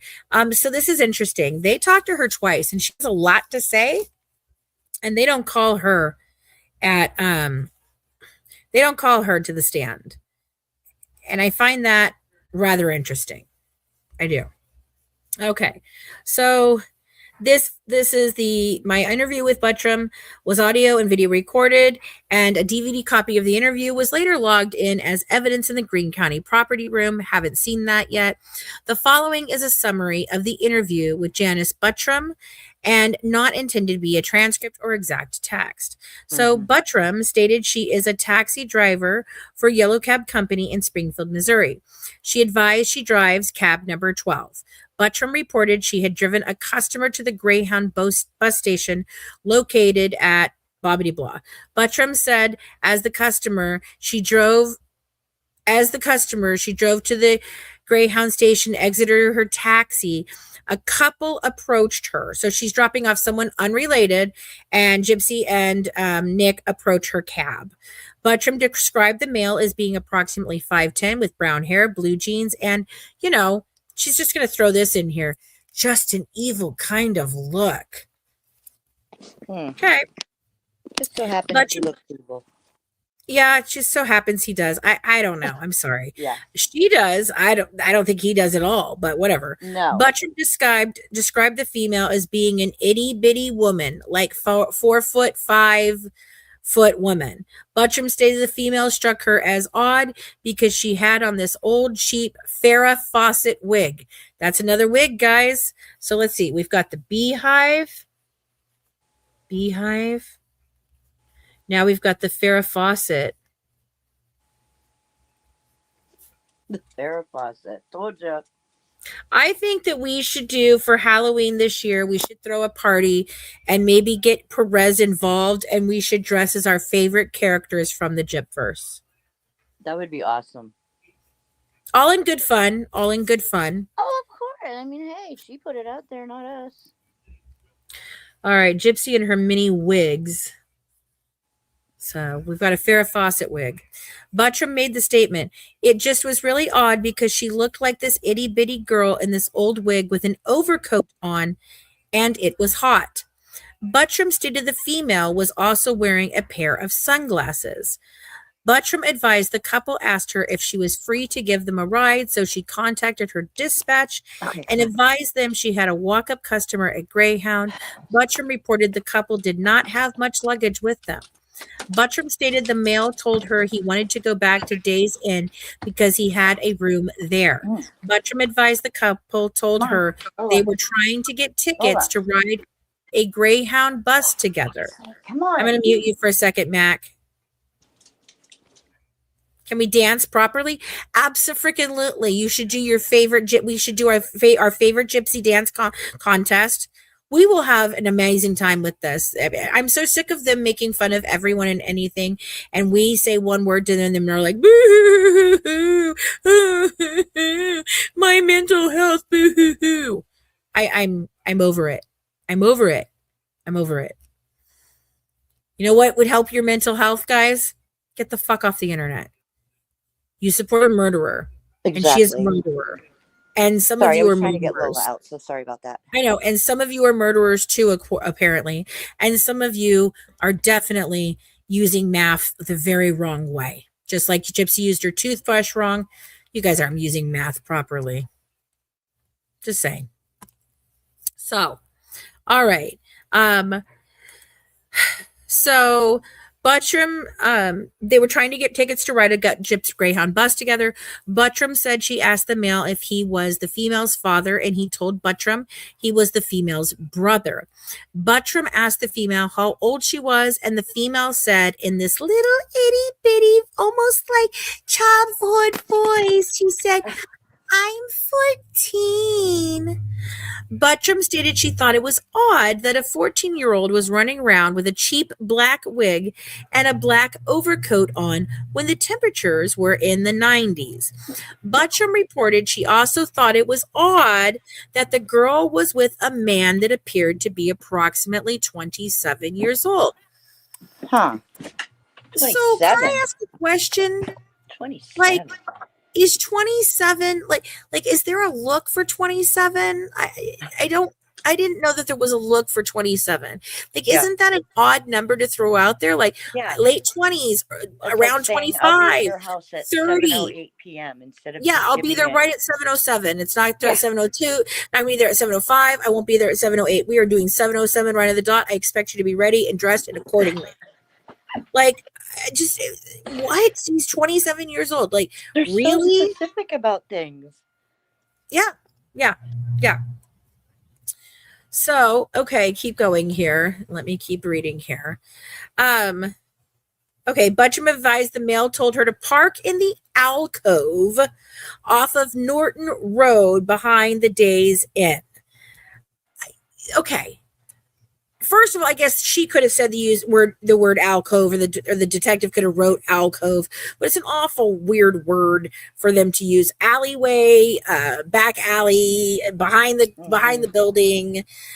I don't know, but it caught me odd because Nicholas does not know this town. He's been here exactly 2 times. Okay, like, so how is he telling her she's right here? I'm right here. How is he telling her, hey, you need to pull in right here in this little alcove behind? Mm-hmm. Am I making too much of that, Mac, or do you understand what I'm talking about? I understand. But the thing to me is the specific things like the Beehive, the Farrah Fawcett, the 27. These things aren't. I guess they're important, but it's so very important to know what time and what date you picked and dropped off Exactly. your fare. Exactly. Like, and the things just keep changing. They keep calling back with new information. But you're right. Like, a Beehive, Farrah Fawcett. Oh, her wig was parted down the middle. How do you know her wig was parted down the middle, but you can't remember what fucking day it was? Or that's what I'm saying. That's exactly what I'm saying. It's insane to me. Mm-hmm. Like, I don't understand it. I don't understand it. Oh, none of us do. None of us do. That is why we all have notebooks, and even having a notebook doesn't help. Really, I have a notebook with a page literally listed wigs, butter Beehive, Farrah Fawcett, parted down the middle. Like, this is just. Oh no, we don't have the Beehive. We don't actually have a picture of her in the Beehive. It's a picture that we had on our. It's just our Beehive right here behind on our actual Beehive wig. I mean, if we actually have the Beehive wig, if we ever find it, I promise you, I will be the first person to run to the internet to put the Beehive wig out. Okay? You got no idea. You have no idea. I'm literally going to make sure. Make sure you see a Beehive hairdo on someone, whether it's her or us. You're going to see it. Are you happy, Bubby? Are you happy? Okay, he's happy. He got a bath yesterday, so he's very happy. Were they told to say they saw a man and woman but kept screwing up? I don't freaking know. Mm-hmm. Like, that's why I'm doing this timeline, because I want to know everything that was said about what happened on June 10th and who said it. Like, because I'm telling you, Tamara, Rose, Amy Pinegar, David Blanchard, they've all got freaking conflicting stories. Sometimes they were in the house. Sometimes they weren't in the house. Sometimes they were told that they could go in. Other times they were not told that they could go in. None of these people keep their stories straight. It's like, is this part of the cult? Do they brainwash you so bad you can't keep your fucking story straight? I Is this what it is? I don't know. I don't I know. mean, I can't get But this. that's another thing I want to work on too is the officers in the wellness check. That's my thing right there, Yes. because that it's not protocol what they did, not at all. Oh, you guys can go in, but we can't. What are you talking about? You're the police. Right, right. Okay, so keeping on here. So Buttram reported she believed she picked up the couple on Saturday 13th, Thank you, Cancer. 2015, but stated she could not find the exact date at the Yellow Cab's office. Or she could find the exact date at the Yellow Cab's office. Sorry. Bertram said she saw a picture of the missing girl, Gypsy Blanchard, on the news, and she was sure that was the female she picked up who was wearing the wig. Buttram stated she could tell by the teeth that the female she picked up was the missing girl on the news, Gypsy Blanchard. Buttram said, reading the mail she picked up, regarding the mail she picked up, he didn't act like her brother. There was something odd about him, He didn't want to answer questions. Yeah, it's called autism. Sorry, it's the tism. We don't do that sometimes. Yeah. Right. Exactly. If we're in a bad situation that we're not comfortable with, yeah, we don't answer questions then. We shut down. That's what we do. Especially after a traumatic event. Buttram stated when Glad she saw you made it, Demi. Yes. I'm sorry, what? I just said glad you made it, Demi. Demi. Oh, hey, said they're Demi. late. Hello, guys. Thanks for coming in. I'm starting to see our numbers climb up there. So we're in Becca's for the life long. must be over. Yeah, Becca's life must be over. Hello, That's welcome, trickling in welcome, people. welcome. Okay, Didn't so it was going live tonight. Yeah, we would have scheduled it a different day, but that's different okay. time, but this is That's okay. It's New Year's Eve, and we're gonna rock that party. All right. We're rocking it, girl. Buttram said regarding the mail she picked up, he didn't act like her brother. There was something odd about him. He didn't want to answer questions.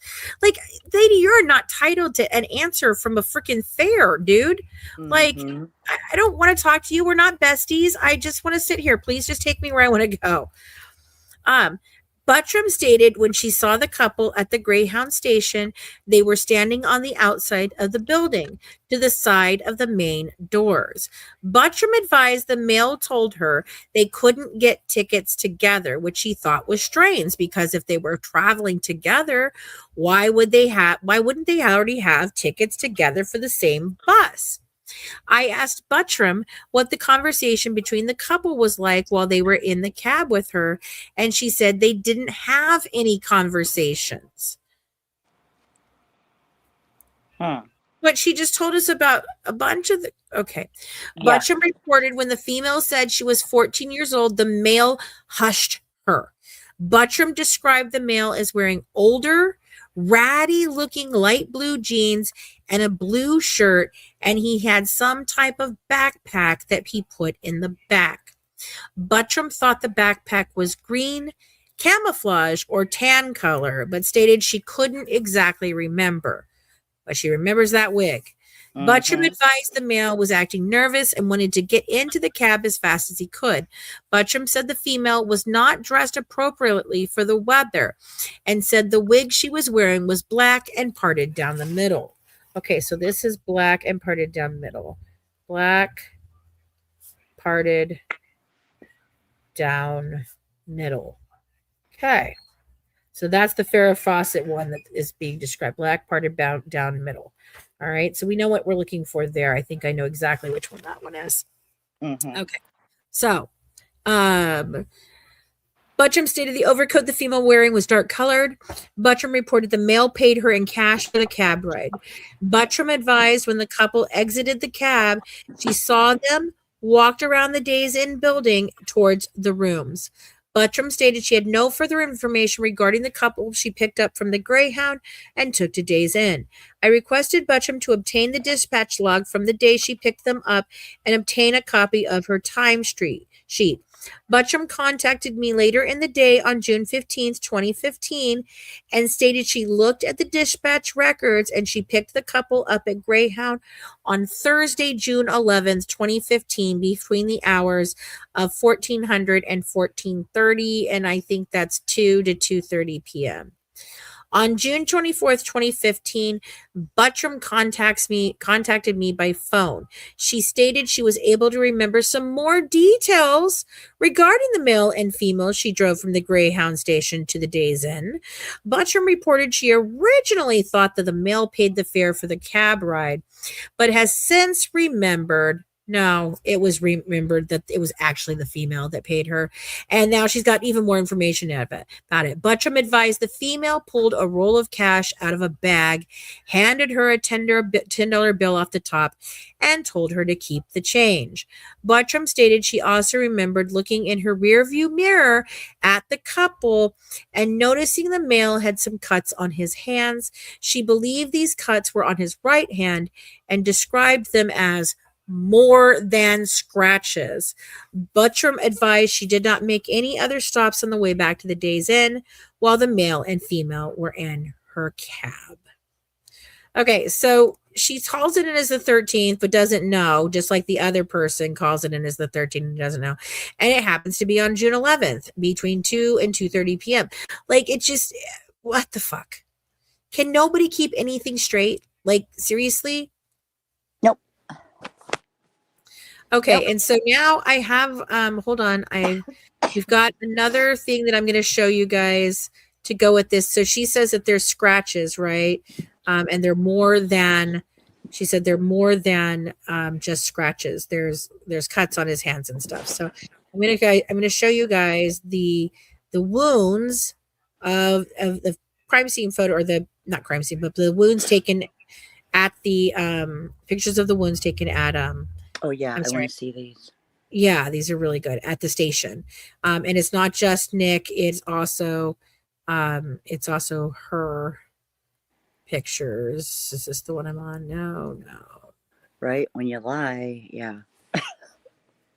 It's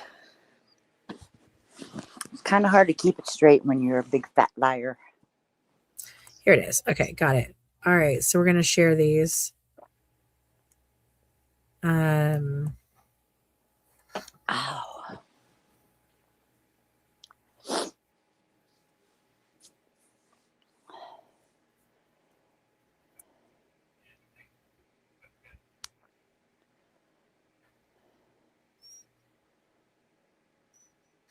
Okay. So here we go. This is Gypsy Rose. And if you look here, both arms there was blood drawn from both arms. She's got the hospital band on. She's got her sad little shitty haircut that looks exactly like freaking Nicholas, which Exactly I like think them. that. And look at what they're describing her. Look at this what they're describing. They described Nicholas, and look what she's wearing. You know, and if you look up here, Yeah. okay, so this is the shoulder that has the blood splatter on it right here. Okay. And there's her bag of food. So here we go. Let's go to the next one here. So the next one is a close-up of her face. Okay. Oh, poor me. This one's a little, oh, he strangled me. Oh, he picked me up by my neck and he told me to clean it up naked. Oh, yeah, okay, lady, whatever. Other side of her. There's a blood splatter. There's her hands. Oh, there's something else on her there. There's the bite mark that she had, Victor put on there. And there's the bruised knuckles, my friends. There's her bruised freaking knuckles. All right. There's her hands. She's got scrapes on her knee. All right. Here's Mr. Godejohn. So he's got, if you can see here, there's Band-Aids here. And they get closer. So he's got one Band-Aid here, one Band-Aid here, and two Band-Aids here, and another one back here on the back of his arm. That's a lot of Band-Aids for one cut finger. Isn't it? Mm-hmm. All right, let's keep going. So he's got the two Band-Aids there. And they take the pictures of that, his feet. They actually unwrap it. Both times they only take picture of the one hand of the one sore. They don't take the other one off. Okay, so here we go. We're coming around to the middle of him. He's got something up here. He's got some things around this side. They go closer in on him. So there's this that looks like a stab or something there. It's a scar of some sort. And it's still red around it. So I would say that it's a fresher one. You know, I don't think that's like a scar from an old time, but I mean, I could be wrong there. This though, look at that, Mac. Oh, That's his back, his side. what the hell? That looks like a scratch. That looks like a rug burn to me. A really bad scratch. Well, you know how she said she likes to do her nails and scratch.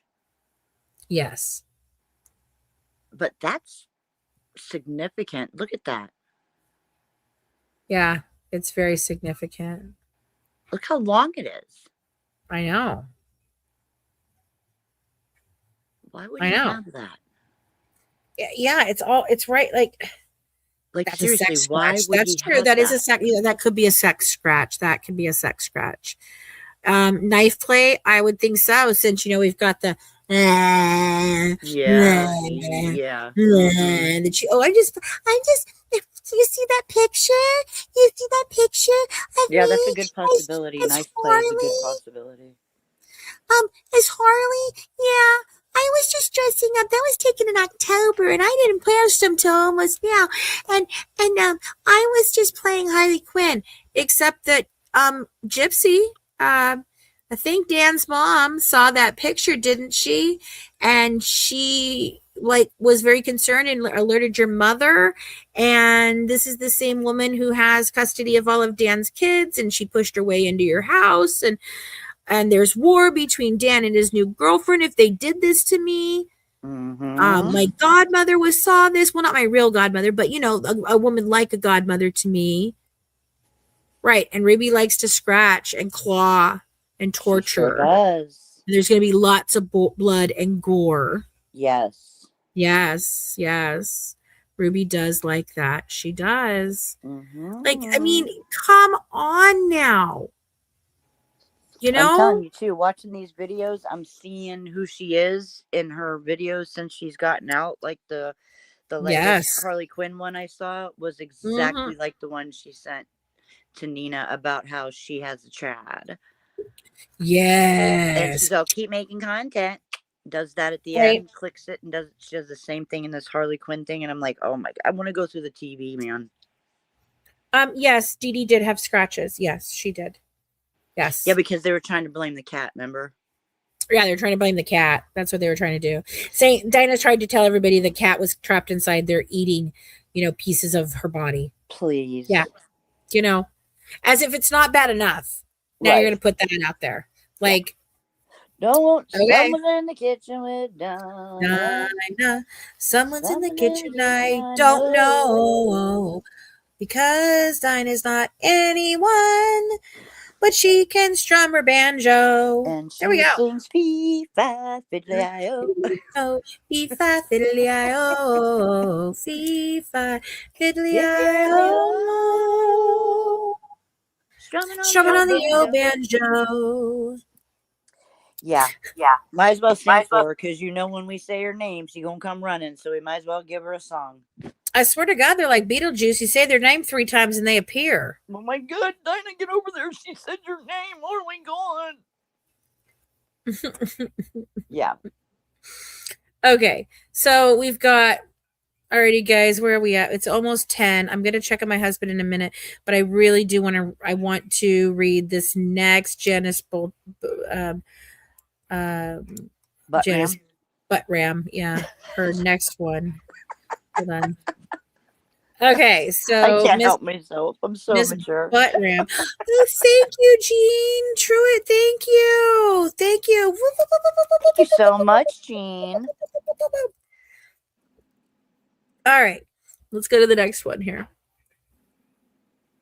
Who would have thought that the cabbie drivers had so much fucking information? Appreciate you, girl. I know, right? But think about how they're all mentioning that she's a hooker and they take John's over there. Da, da, da, da. Well, yeah, that tracks with exactly what we've been talking about. And I would think, honestly, they probably see and hear a lot of shit, because remember Miss Messer, she said that she thought this was a big case and lots of things were going to come out. She just didn't know we were going to have to wait 10 years for it. Right. Is Well, the Love cats Shack did have here? food and the back door was open, so I don't think they had to resort to that. Is Love Shack in here? Why? Because they're talking about Love Shack, but I think I have Love Shack blocked from like a long time ago because I'm not seeing her anything. So I need to write down Love Shack. Write down Love Shack, Sarah. I will. 8888 so we can, yeah, because I know who that is. All right, do so I. here we're gonna go. We're gonna go to the next one. Here we go. Boot boot. All right. So this is just a day later. Okay. She's probably like, how come they're never responding to me? Because we're not seeing you, honey. I'm so sorry. Anyhow, go ahead. Well, hold on a second. I think that one I can actually find because I've seen hers before. And if we can, I'd like to mod Abel at some point. Oh, I can do that in a second here. Okay. Just give I me a gotta go to minute. my YouTube to get her. Yes, and give me her thingamajigger and I'll make her all that good stuff. User management, control F, love.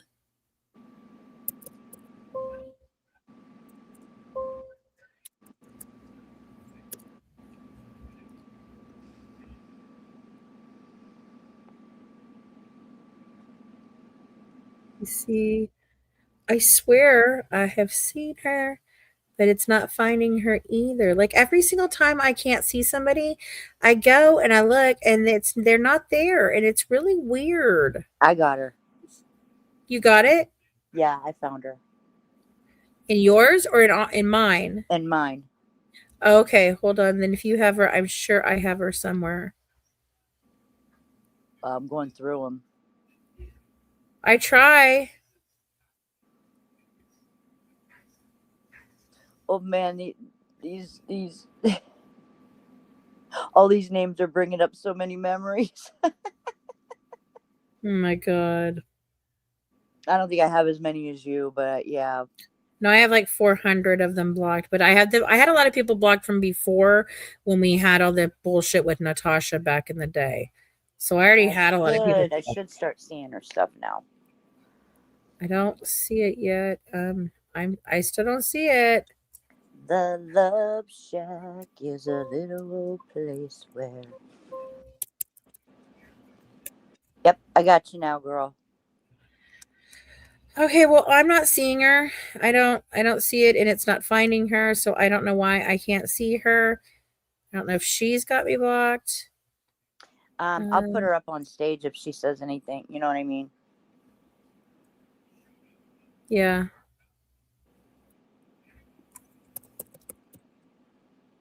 I can see clearly now. Let me try one more time. I think she did smoke. She did. During the time of the murders? Yes, she did. That's so weird. I wonder if I can see her over on our actual YouTube. Let me see if I can see her on the actual commenting in the chat. Because I want to figure out why it does this. Because it's weird that it's doing this. Let me go to the live. And you get it right here. And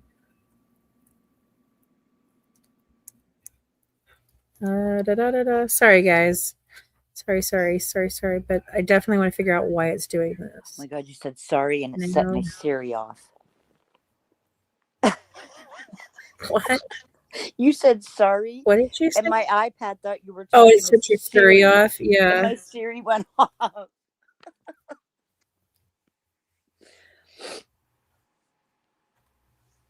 Yeah, I still can't see her over here.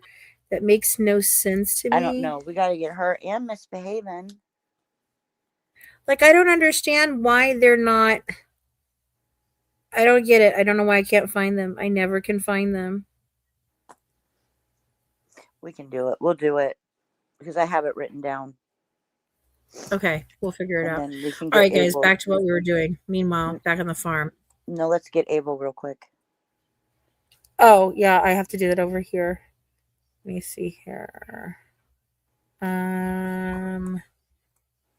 Avel K. All right, hold on. Where did I put it? I don't think you're too far off, Karen. What'd she say? I bet she was picked up as a hooker, or Johns were dropped off there because that shed has me obsessed. What was going on in that shed? Oh, I'm telling you, the shed. The shed is Yeah. insane. Yep. Shed is insane. Mm-hmm. All right, let's add that. Okay, standard moderators. Put you in here. At Avel K. Mm-hmm. How do you spell Avel? A-E-V-A-L. A-E-V-A-L. No, A-L-K.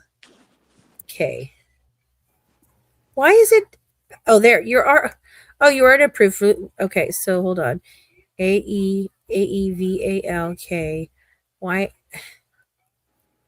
are you an approved user and I can get an approved user, but I can't get you up here. At Yeah, thriving life. I'm so good to A-E-V-A-L. see you. We've been waiting to hear from you.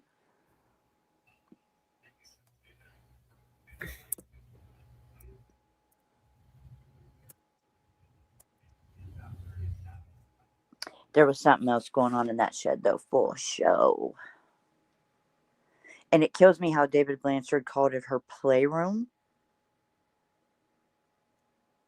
Yes, it bothers me about that for sure. She's 23.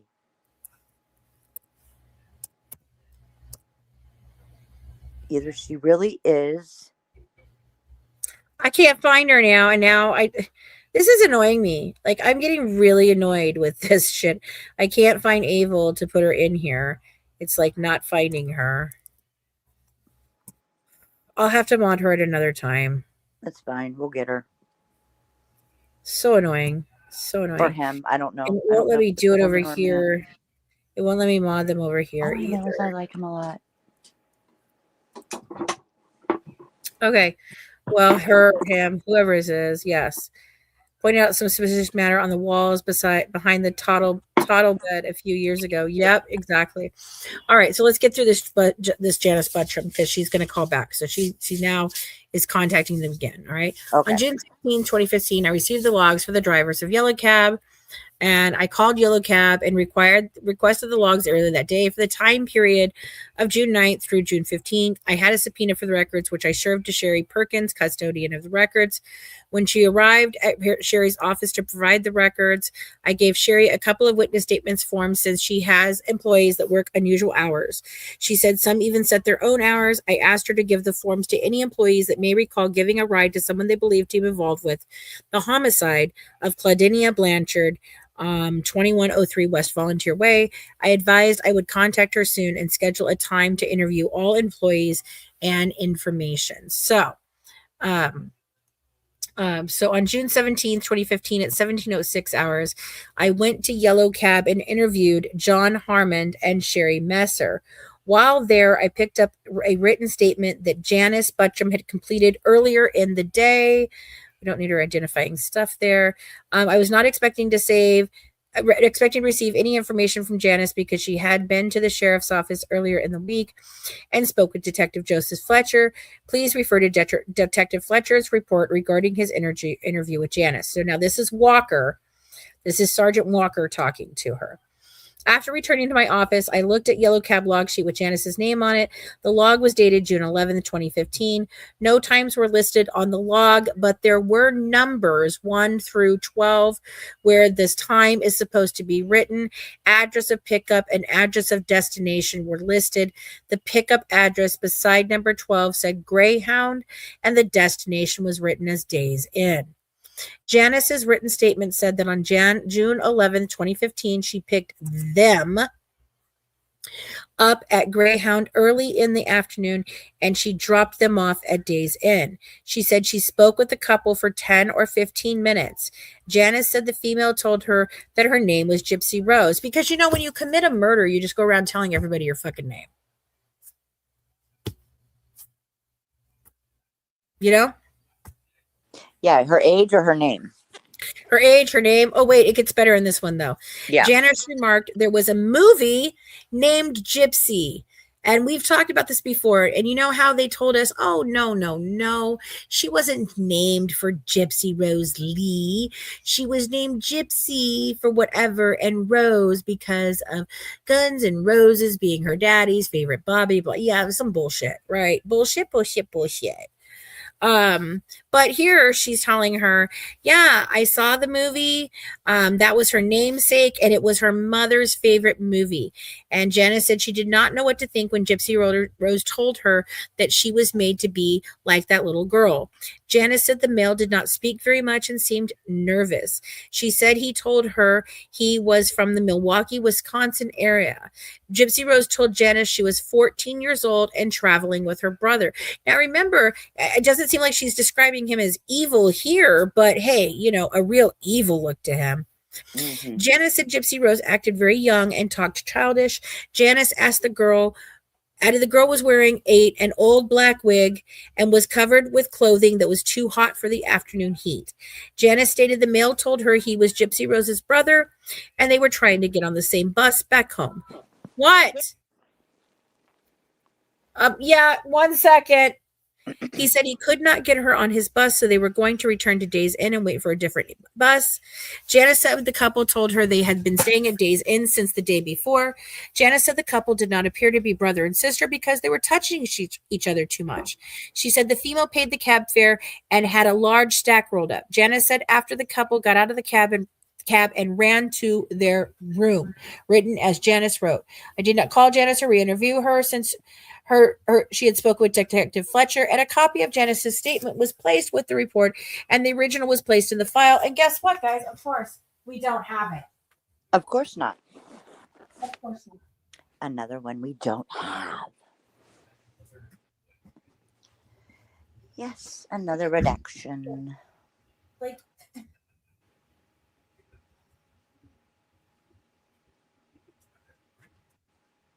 here you go, baby. Yes. Interesting, Anne. I did not know that. Okay.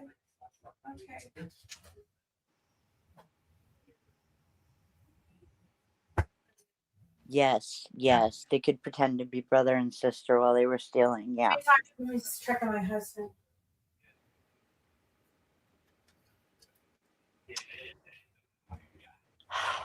I think that, yeah, they've got to be lying because why the different stories? And why keep calling back and changing and adding? And what witness does that unless they're trying to do something nefarious? Mm-hmm. I mean, this all seems like they give their statement and then somebody calls them up and is like, hey, I read your statement. That's not what I want you to say. We want you to go back in there and we want you to tell them blah, blah, blah, fucking blah, blah, blah. Mm-hmm. And okay, I'll do it. No problem. Mr. Cult Leader. No problem. It just, yeah. That's what I would say. What if she wasn't gone yet? Really, truly. Because again, we've run this down a million different ways from Sunday. The decomp was observed in the freaking place. Okay, when they got her was literally the decomp stages for 1, maybe 2 days old.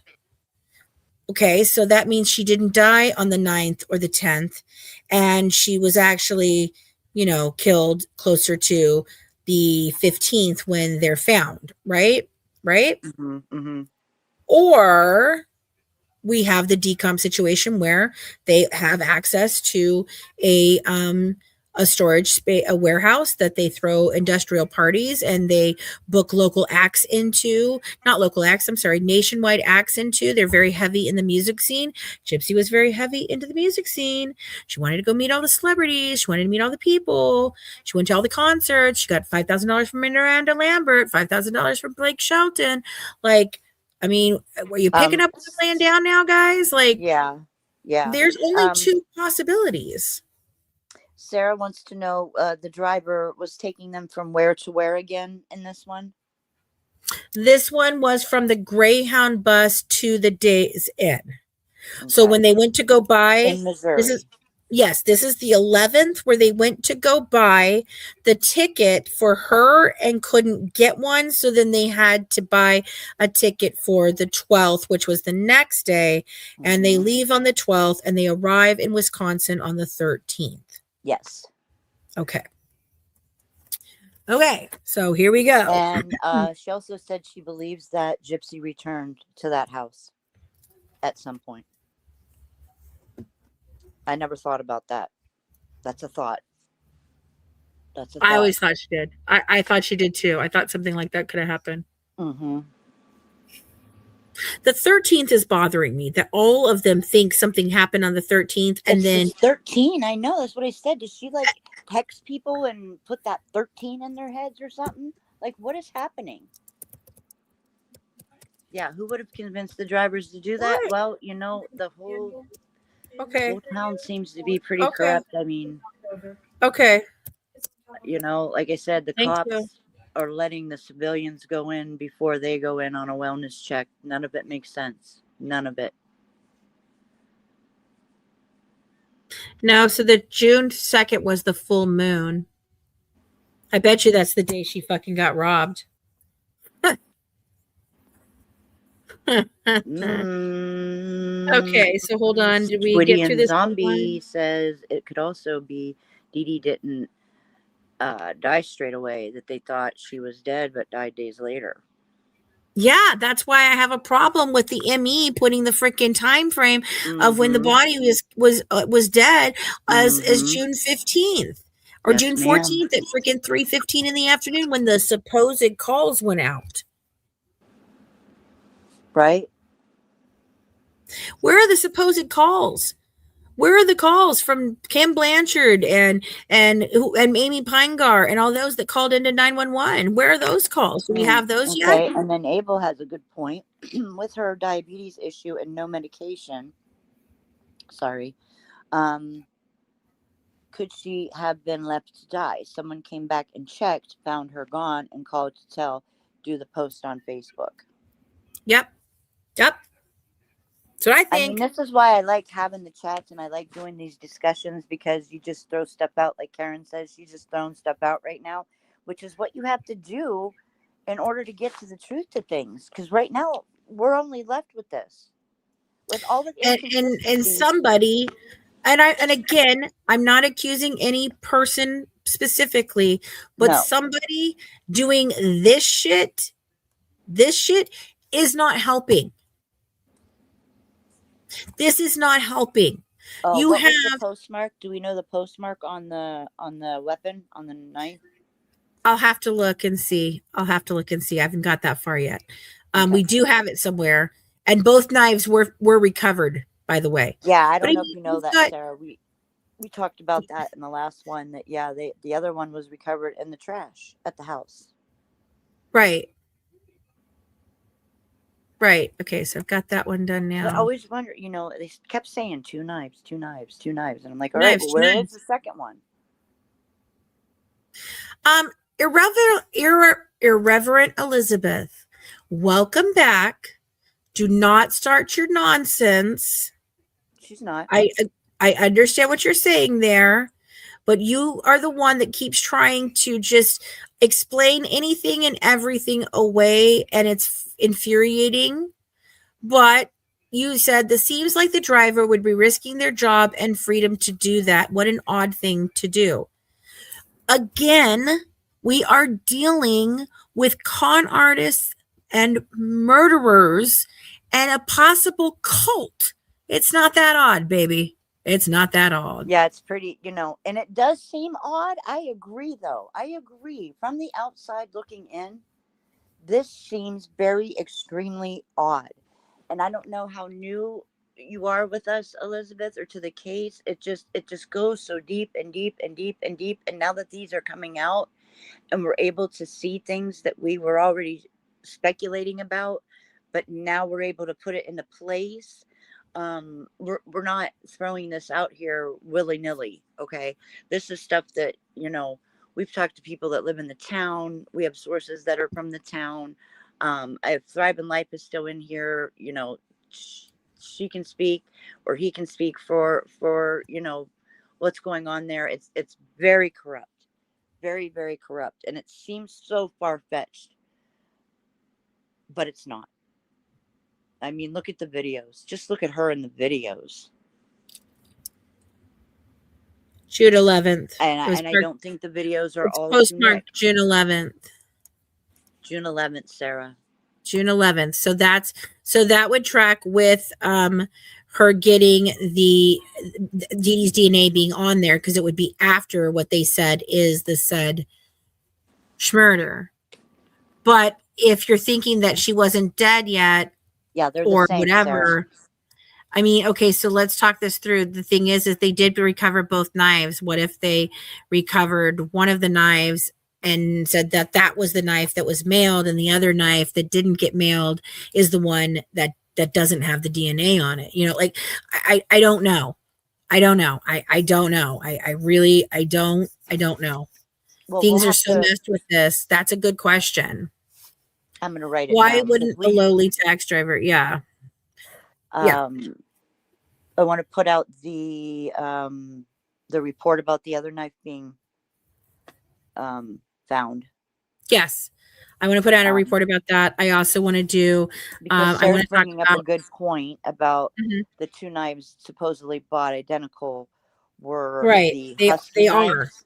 They are. No, they are KVD knives. But these are the KVD knives. These are the KVD knives. Yeah. They we'll did not out, buy that Husky. way you can see it, because I was really surprised when you read me that. I was like, wait a second, what? So they did find the other one? Yes. And the way they worded it, they did nothing with it. And they did nothing with it. No. But when they wrote the report out, they said weapon used in murder. See, now I personally believe this is my theory. I truly believe she died on the 9th. I truly believe she died before Nicholas got there. I truly, truly believe. Oh, how many people are involved in the cult? Oh, honey. This is a sex trafficking cult. There is another 13-year-old little girl that's already been identified as having herpes from dealing with these. There's another little girl that has been identified as being yanked out of her mother's home in front of her mother, and she's underage. I'm telling you, there's things. There is things. And there's just so many questions. And every time you look at everything, it's just another question. Like, you don't get the answers, just keep leading you to other questions. It's annoying. Right. I mean, and I don't necessarily think that there's only one person that did this to her. I'm starting to think, there's a lot more people involved in this. Well, Karen, so the story goes about the knife being mailed is they dropped it off on the 11th on their way to. But I need to find out where is the post office. Let's look at where the post office at the Days Inn is. All right, so we're gonna go where that post office. 3 West Volunteer Way. Okay, and then we're gonna go there. Don't forget to hit the like, everybody, please. Yeah, please like, subscribe, share out. Please drop comments. Please, if you guys will leave comments afterwards, it helps the engagement.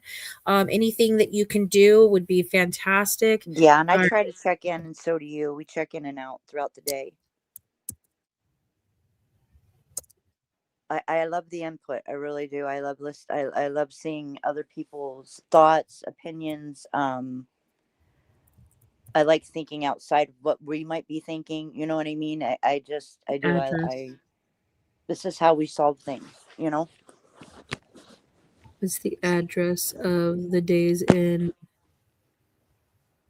Address of the Days Inn. Here we go. 3114 North Kentwood. I mean, Brett. 3114 North Kentwood Avenue. Yeah. Okay. That blackmail money? What are you thinking, Vance? Huh? Where do you think blackmail money would come from? The higher up people, the people that are elite in this. Especially if there was Visicon people involved. That's what I'm saying. Yes. Yeah. We're looking at the Visicon people. You know, there was a specific warehouse that they had in the town that these specific people went to party at this warehouse. 2425 East Kearney. Dan took a jab at this warehouse. I mean, that's what we're hearing from the actual people who live there. I'm gonna have to get on my iPad. It's crackling. Okay, so what is this? So the Days Inn, that's the Days Inn. Okay. Where is this one?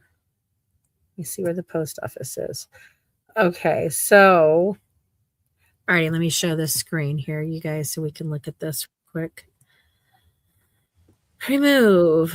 We do have two more things to read. We're going to read the things from Walmart real quick. Craig is passed out, so we are good for the night, guys. We can do whatever we want. We just can't be too loud. All right, so let me share my screen. I could probably go till about 11. Okay. Yeah. All right, guys. So this is starting at 2103 Volunteer Way. And it's going this way.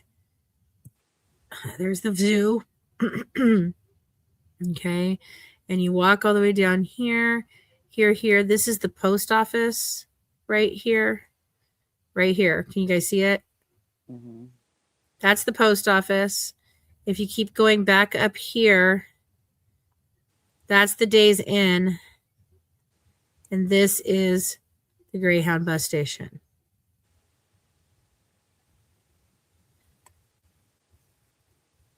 Gotcha. So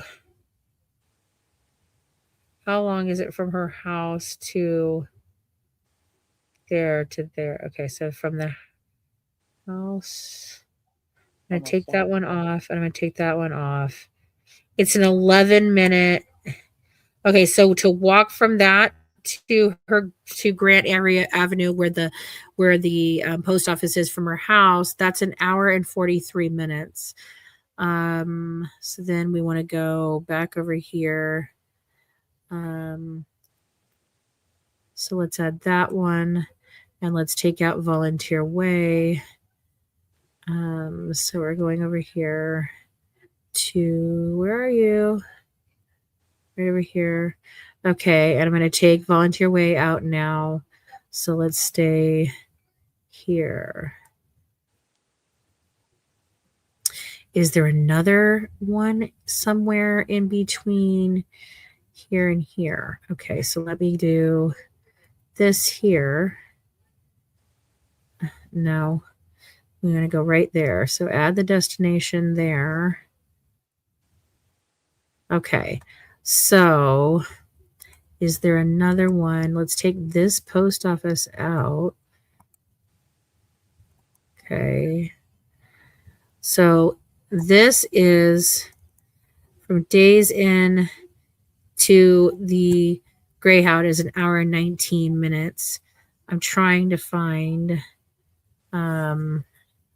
post office.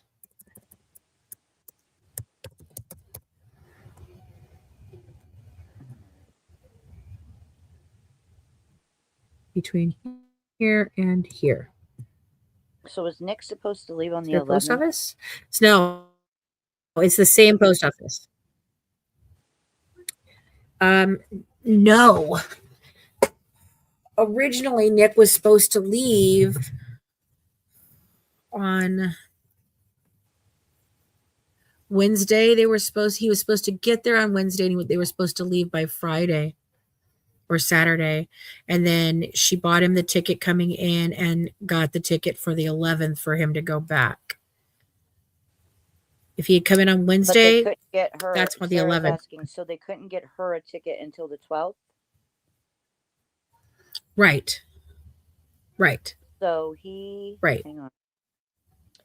Oh, my word. He came in 2 days early. So he changed his ticket and got one for her? No. Yes, he changed his ticket, and then they bought one for her for the same day.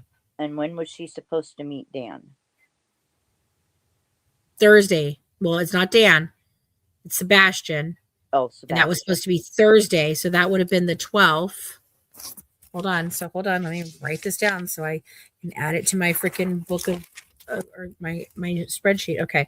So original plan, OG plan. He was to arrive on Wednesday. Okay. So Wednesday of 20. JC, I don't think she saw him coming. I don't think she did. I think she knew something was going on, and I think she was scared of people, but I don't think she knew what was going to happen to her. I'm not even sure Gypsy knew exactly what the plan was either. And I think that the whatever party was happening on the 8th is the problem. Okay. And I'm sorry, how did we find out that it was Sebastian again? From the fact that he's the one who always went to this cupcake shop, and there are I think MPG put it out before that that he was the one that did that, and he was the one she was looking for. I think it's them that proved that from something they said, but it's supposed to be Sebastian. And there's more information on that somewhere, I'm sure. We just have so much shit. We don't even get to look through everything that everyone sends us. All right, so let's go to 2015, right? 2015. We're going to go to June. Okay, so he was supposed to arrive on Wednesday, the 10th. And they were supposed to do it on they were supposed to kill her on the 10th. I think the 11th. I think she was going to go kill on the 11th. I think she was supposed to see Sebastian was supposed to be on Thursday. So that is the 11th. And I think the original plan was for him to go back. Return, I think, was supposed to originally be the 13th. Okay. But something happened. So June 5th is the Dickerson party at the Dickerson Zoo party that they went to. And Dee first tells them about the fact that she had been recently robbed. This is not the April incident. And there is a person that calls in from their group of friends and says that she thinks that Dee was robbed more recently and that there was no police report made for that incident. Right. Like Sarah just said, she said the shit's going down tonight. Like she changed the plan or something on him. You know what I mean? Yes. And she also made mention about like maybe that's when Gypsy went back there. No, guys, she bled out. Okay, this I do know. Whenever nicked her heart, that was the final blow. Right. So whenever that happened, and they can't determine when it happened, but we believe it happened when he stuck one of the things. Like I don't know. We believe it happened early on in the stabbing, but at this point I don't even know anymore. Like this is crazy.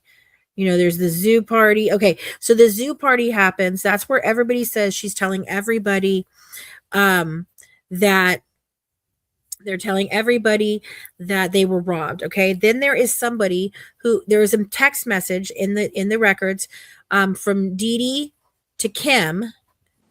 Dee Dee to Kim. Mm-hmm. And she's saying, I'm so sorry that we can't make it to your house party, but we are too tired. And that's a house party that from what it looks like to me is one that they do every year when Dickerson does this zoo party, which would be why these dates would be such an obsessive thing for her, because they line up right with her own fucking sickness. Mm-hmm. So it's an annual thing every effing year at the zoo. And then they have a party afterwards. Yes. Okay, so the party happens. Dee Dee to Kim can't make party, and I believe that's on the 5th. Could be the 6th, 5th or 6th. There is even people stating that they saw Dee Dee all the way up until the 10th. Yes, Demi. Like Brad's in very the good afternoon of the 10th, after she would have already been dead. point. Mm-hmm. Yes, but they do have the tunnels. They do. Mm-hmm. They do. They have a tunnel system and people use them. Yep. Nick for his trip, and also That's she brought probably the what it tickets. was. You're right, Seven. What? She's the one who robbed Dee Dee and sent, and that was their money to use to do. I mean, that's not a random thing. I don't care. It's not. It's not. You also have to know she was stealing the whole time, because remember, she's sitting it up there and she's got, I've got the nest egg and I'm just adding to it. Mm-hmm. I do think she had control of her own money. I think she had control of her own SSI. Mm-hmm. As long as the bills were paid, I think she got whatever she wanted with her SSI.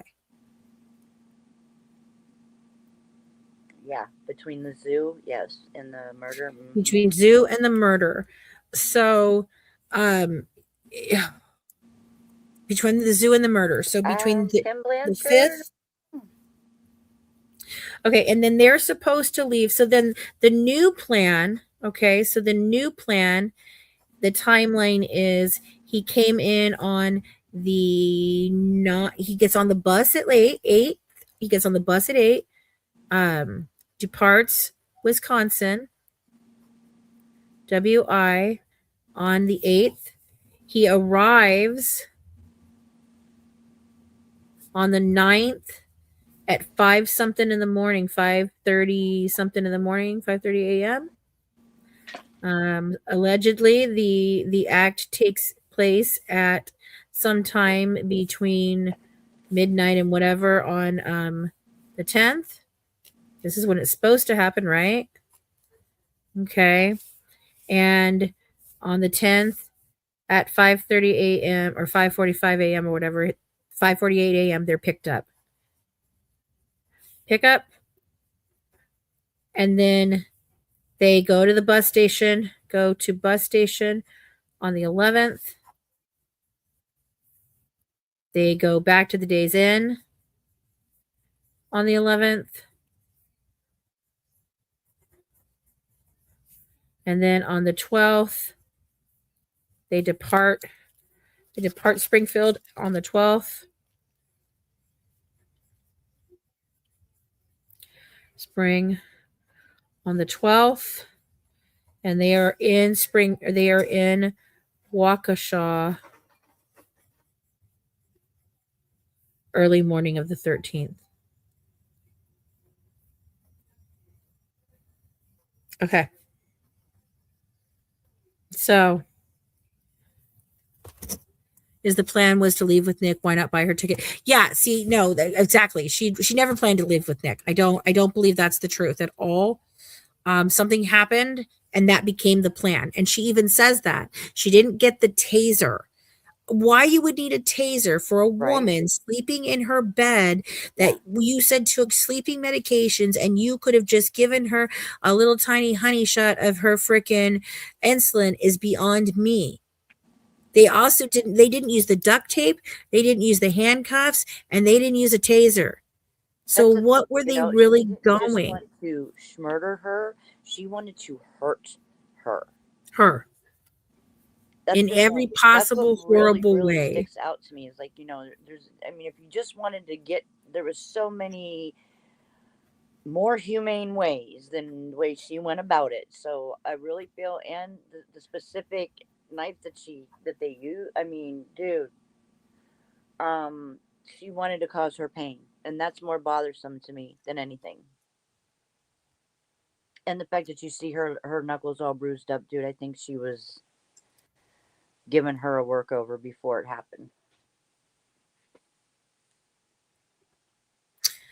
No, yeah, I think that's 2 a.m. the 13th going into no, because they would have been traveling on the 12th and they got there the early morning of the 13th.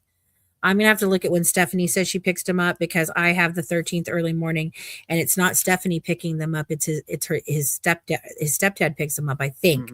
I haven't got that far yet. No, you guys are going far ahead of me. Yeah. I need to know if anybody sees this because I haven't found it in all these documents yet of them actually going to the post office.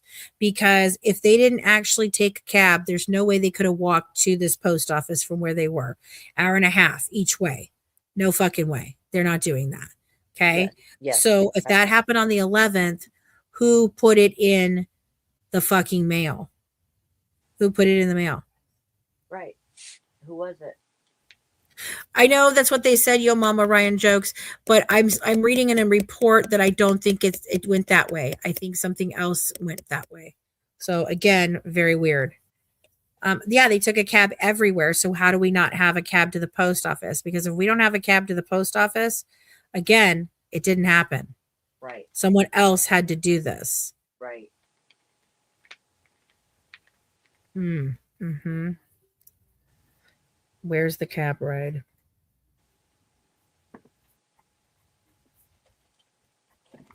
All right, we've got a couple more cab rides. Okay, so that's that. I'm going to unshare that. So it's very far for them to walk to that. So we're gonna So we've got 2 more reports, I think. No, she's that dumb. She didn't put it in a 2. drop box. She literally supposedly went in and mailed it, right? I don't know. She could have dropped it in the Dropbox, but again, the answer isn't about that. It's about how in the hell did it get in there if they didn't take a whatever To get there, right? to get there, a cab to get there. Yeah, that's what I'm meaning. Cab to get there. Okay. All right, there we go. I'm gonna go with that one. That one's done. All right, so we've got this But one. she probably has to get postage on it too to mail it. She did. And it has the sticker. Okay, so they could have very well mailed it for her if they did the postage and all that. You know what I'm saying? Yes. So dumb. So incredibly dumb. All right, this is the next one.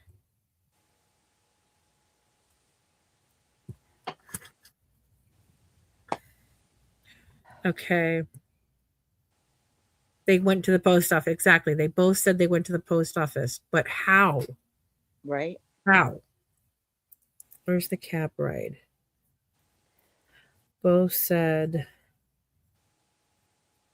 went to post office. To post office.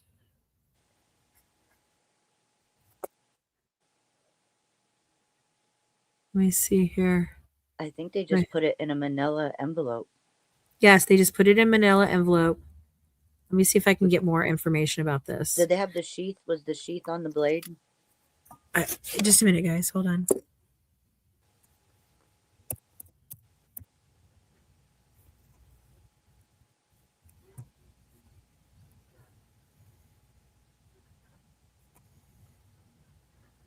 If you can find that, Janelle, please let us know because we would love to see it.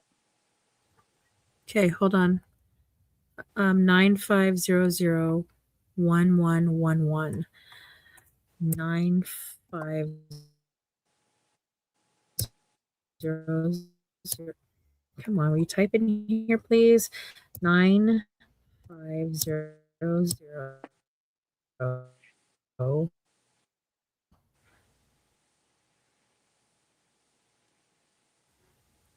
243 243 5162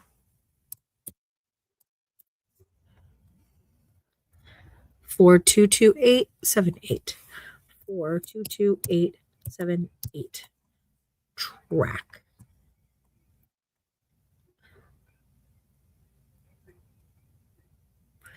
The invalid UPS has not received payment. UPS has not yet received the item. The item does not include tracking or other reasons.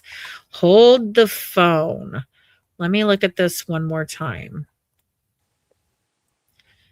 9500 1111 1111 0243 0243 5162 5162 422878.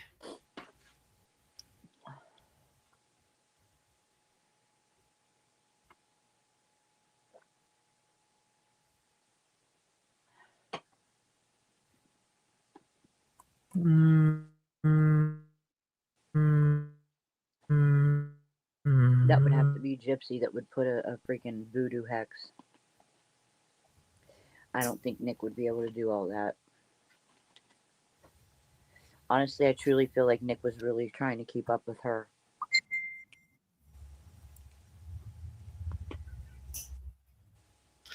We can't track the package. What? No way. Fucking way. No way. Dude.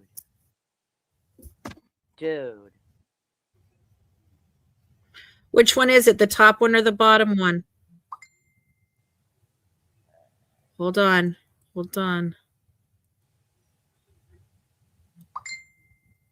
Yes. Our source is letting us know. Hold on, guys. We've got something coming in right now. Okay, so I want you guys to see this. I want you guys to see what I'm showing you right now. Hold on. Let me pull this up. So I typed in the number and this. Okay, so this can happen for a couple of reasons. And it could just be, let's just say it could just be that it's too old for us to track it now because it's too old. Okay. I'll have to find out that. Hold on. Can a tracking number be too old to track?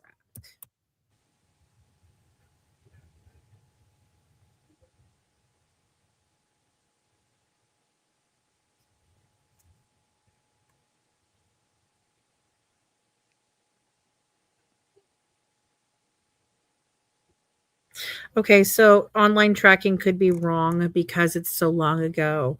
But this indication here can also indicate that, yes, the postage was paid for, but it was never dropped off. Drive. What would it say? Battlefield and what? Hold on. I'm talking about something else. Fort.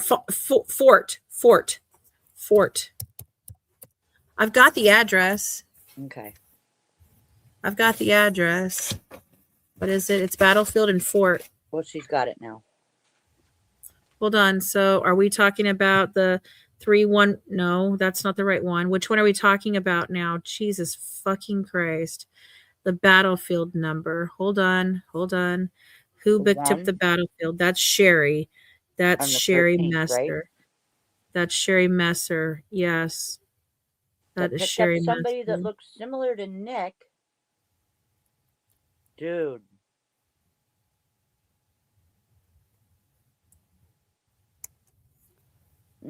Okay, let's see here. Danny. Oh, Danny boy. Is this why you've been hiding? Danny boy?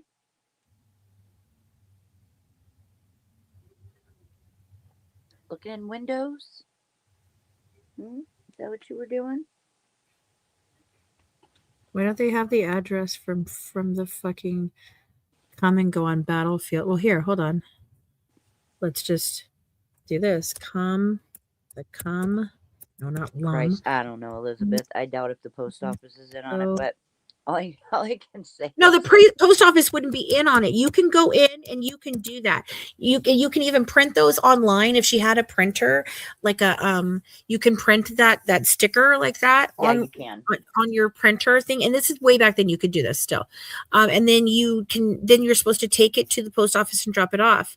But if you pay for it and you print the label and you put it on there, nothing says you have to mail it. She could have taken it in her bag If she wanted to, yeah. if she wanted to, and he would have thought they mailed it, and she could have stuck it in the freaking mailbox, because doesn't Charles say that something comes in the mailbox?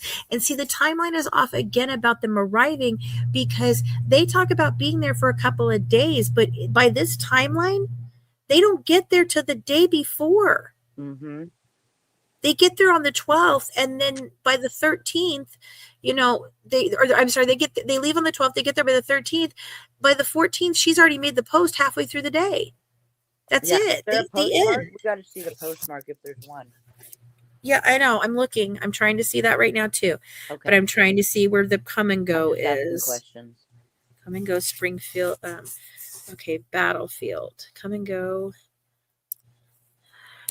Battlefield. Mm-hmm.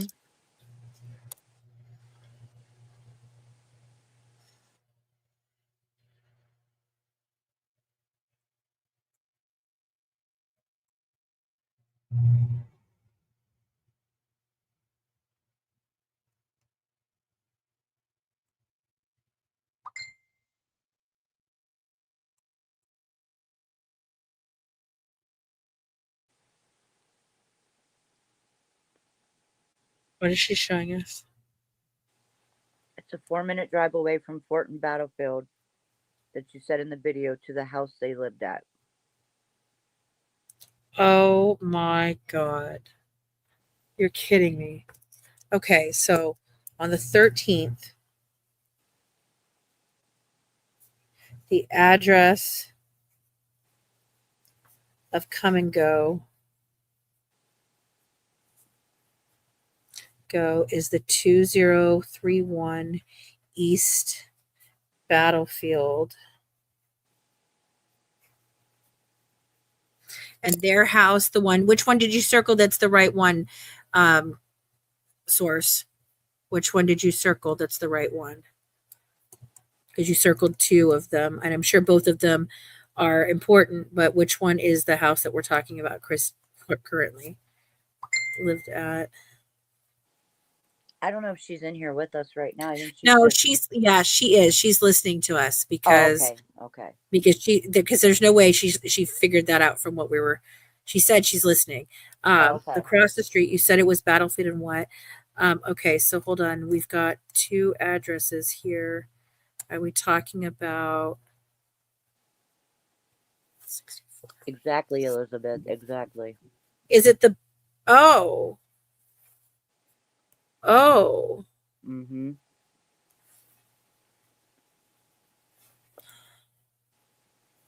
Hold on. I'm so confused right now. I've got to find the address of the freaking Congo. Where's the address of the damn Congo? It's not that one. Hold on. I'm trying so hard, guys. This may be really big.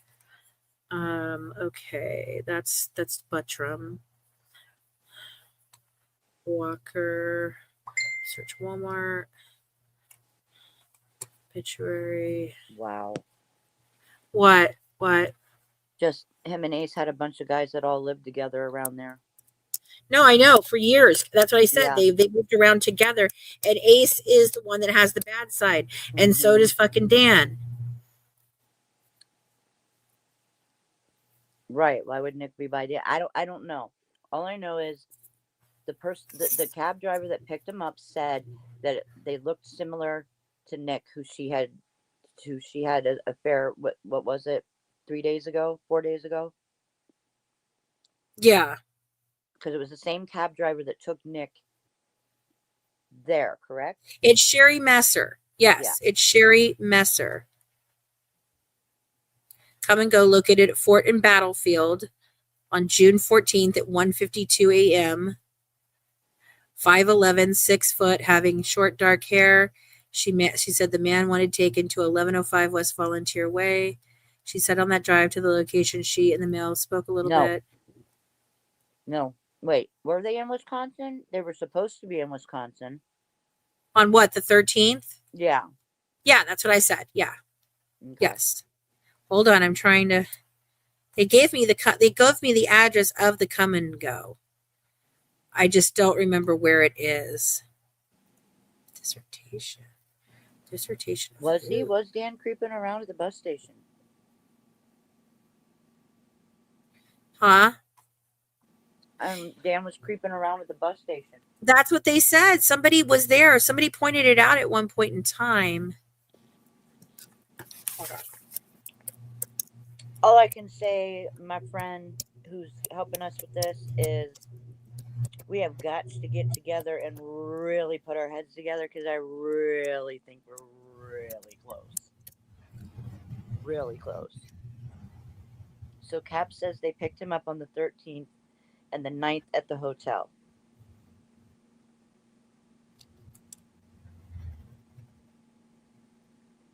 One sec.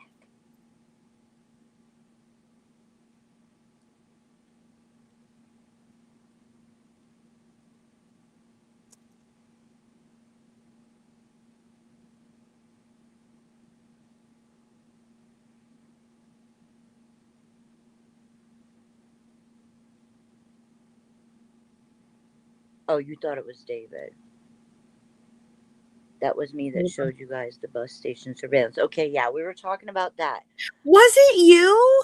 And I told you were nuts back then. Yeah. I'm so sorry, Chrissy. I'm so sorry. Oh my God. Hold on. Let's see here. Christine is saying Dan. I don't think your mama is Christine. Hold on. What was I doing? Where did I have this up at? Damn it. No, that's not the right one. That's not the one I'm working on. This one. Okay. Hold on. Let me go back here. All right. So we're going to go from.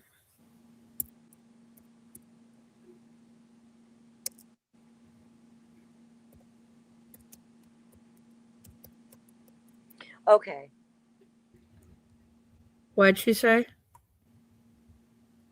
Yes, ma'am. I was going to say that. What'd she say? I think it's her. Okay. Oh, nope. I guess not. What is it? I'm asking our source if she's in our live right now. Oh, well, she has to be at least knowing something that we're saying, because. Or she must have listened. She was listening to the one we put out yesterday. Oh my God. Wow. Wow. Wow. Okay, I'm going to show you guys.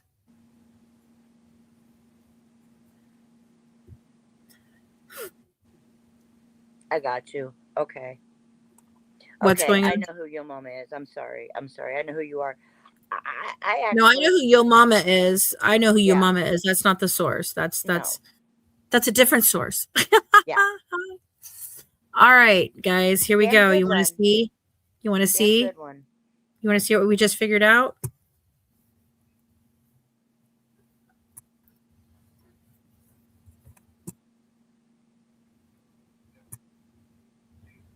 Okay. So, see my little thing here. This is an address that Dan and them lived at. That is the come and go. It is 4 minutes away by car.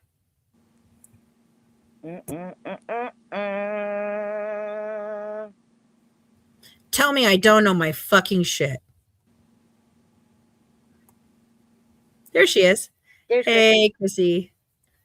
And I told her, I go, are you in the live right now? And she goes, no, why? I go, because we're talking about this right now. And she's like, no way. And I'm like, yeah. Okay, it was Dan in the videos at the bus station. Not David, Dan. Okay, 4-minute walk, guy, or 4-minute drive from his house to the Come and Go. 4-minute drive.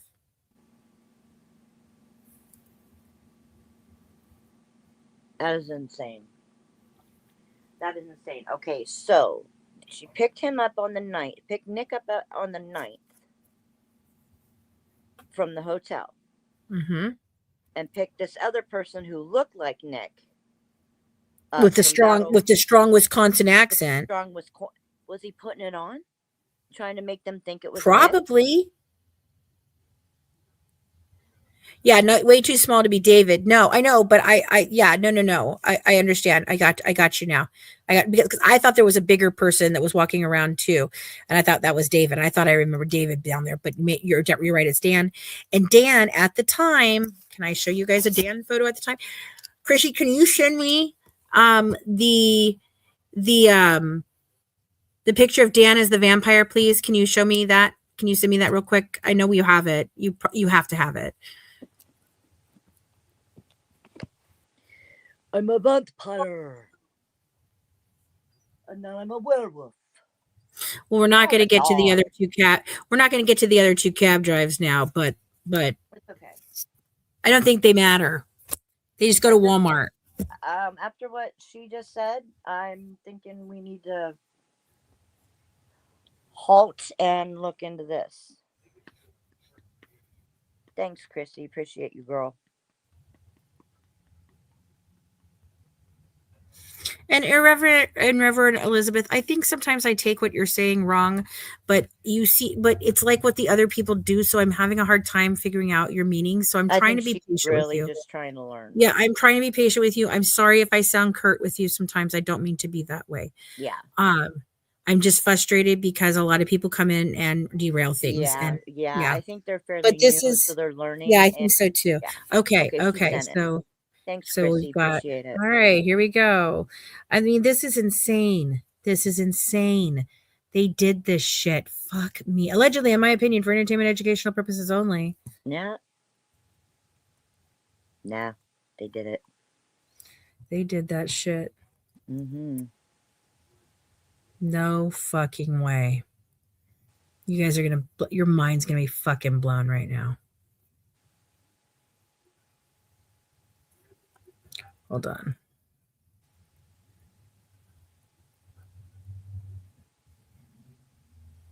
Yeah.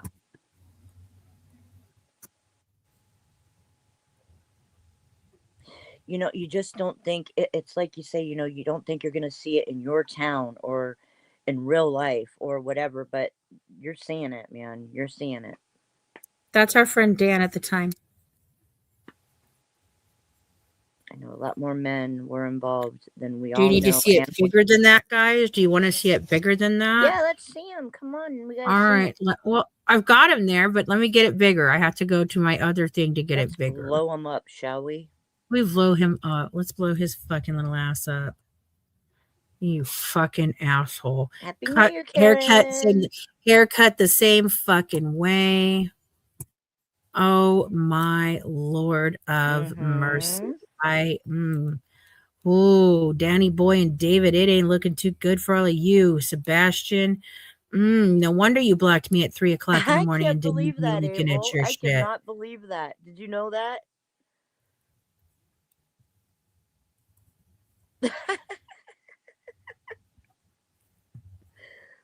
What's up? Abel said, you once kicked me out of your chat when I first found your channel. Look, I have people that do things to me. Probably I'm during sorry. a time when there was a lot of crazy stuff going on. Probably. Mm-hmm. Okay, we gotta do it. All right, here we go. Here's our friend Dan, the freaking man. Oh, look at him! Look at you. You scary Aren't you vampire. cute? Aren't you adorable in your little vampire Dude, you look so much like Nick. I mean, same build, same height, same fucking face, same haircut. You also look just like Gypsy Rose in her haircut and the same face and Mm-hmm. all of those things, don't you? I think you do. I think you do. God, what did she see in him?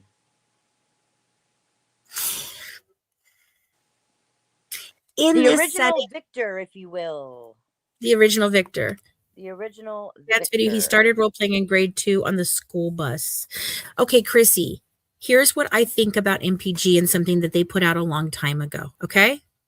So after I did my whole breakdown in the freaking car and I said, who brought the fucking Pepsis? They released a freaking video and they showed the inside of the kitchen, and on the right hand side where the German cookies are, and there's that there. Okay, behind that in the crime scene photos is a Pepsi can, right? That is directly where I believe MPG put the photo of Dan in the kitchen in that picture that they did.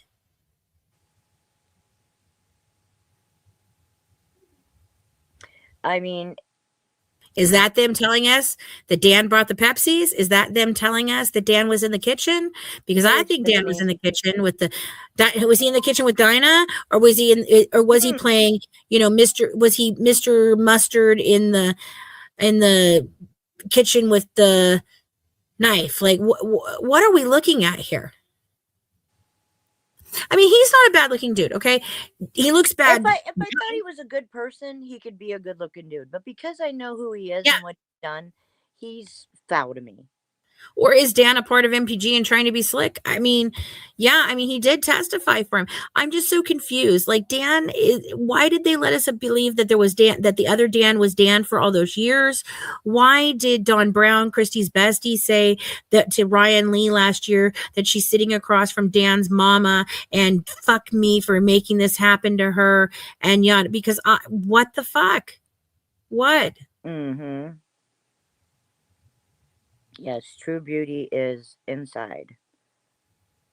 But this little fucker right there, along with, you want to get, let's grab a picture of Brian real quick here. Brian.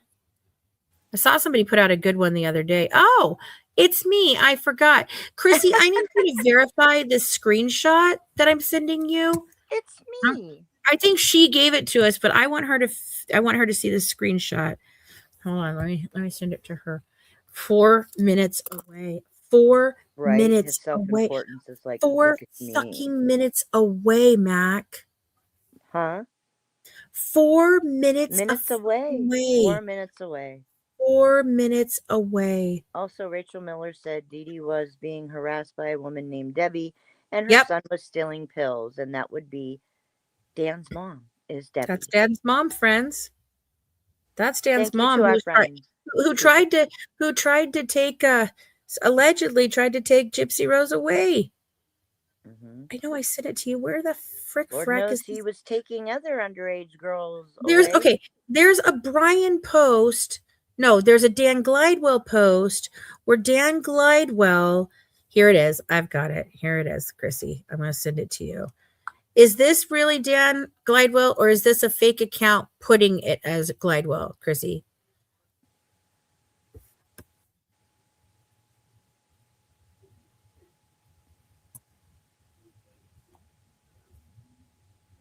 It's very crazy, Jean.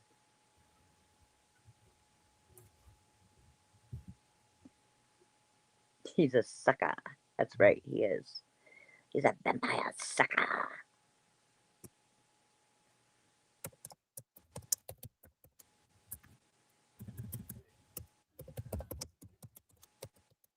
It's just so bizarre. She sent us that right as we're talking about it. That is so funny, because I'm like, she has to be in here. She's got to be in here. Tell me things aren't meant to be, right? Right? Like, oh my God. Okay, so hold on. So then I'm looking for. So Dan's real account is under proxies. Others are usually fake.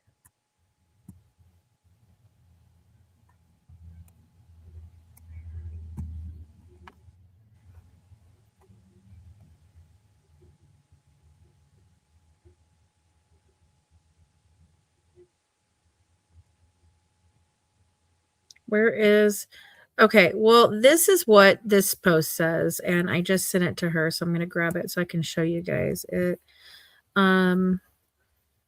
Okay. Let me pull it up here. Okay.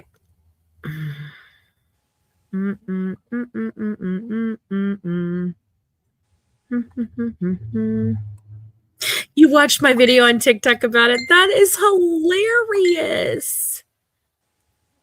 Okay. That's Ace. She sent it. What'd she say? I think she sent a picture of Ace. Hold on. That's Ace. Yeah. Okay. No, I sent it. Yeah, that's Brian, right? Dan's mom raised him. Okay, here we go.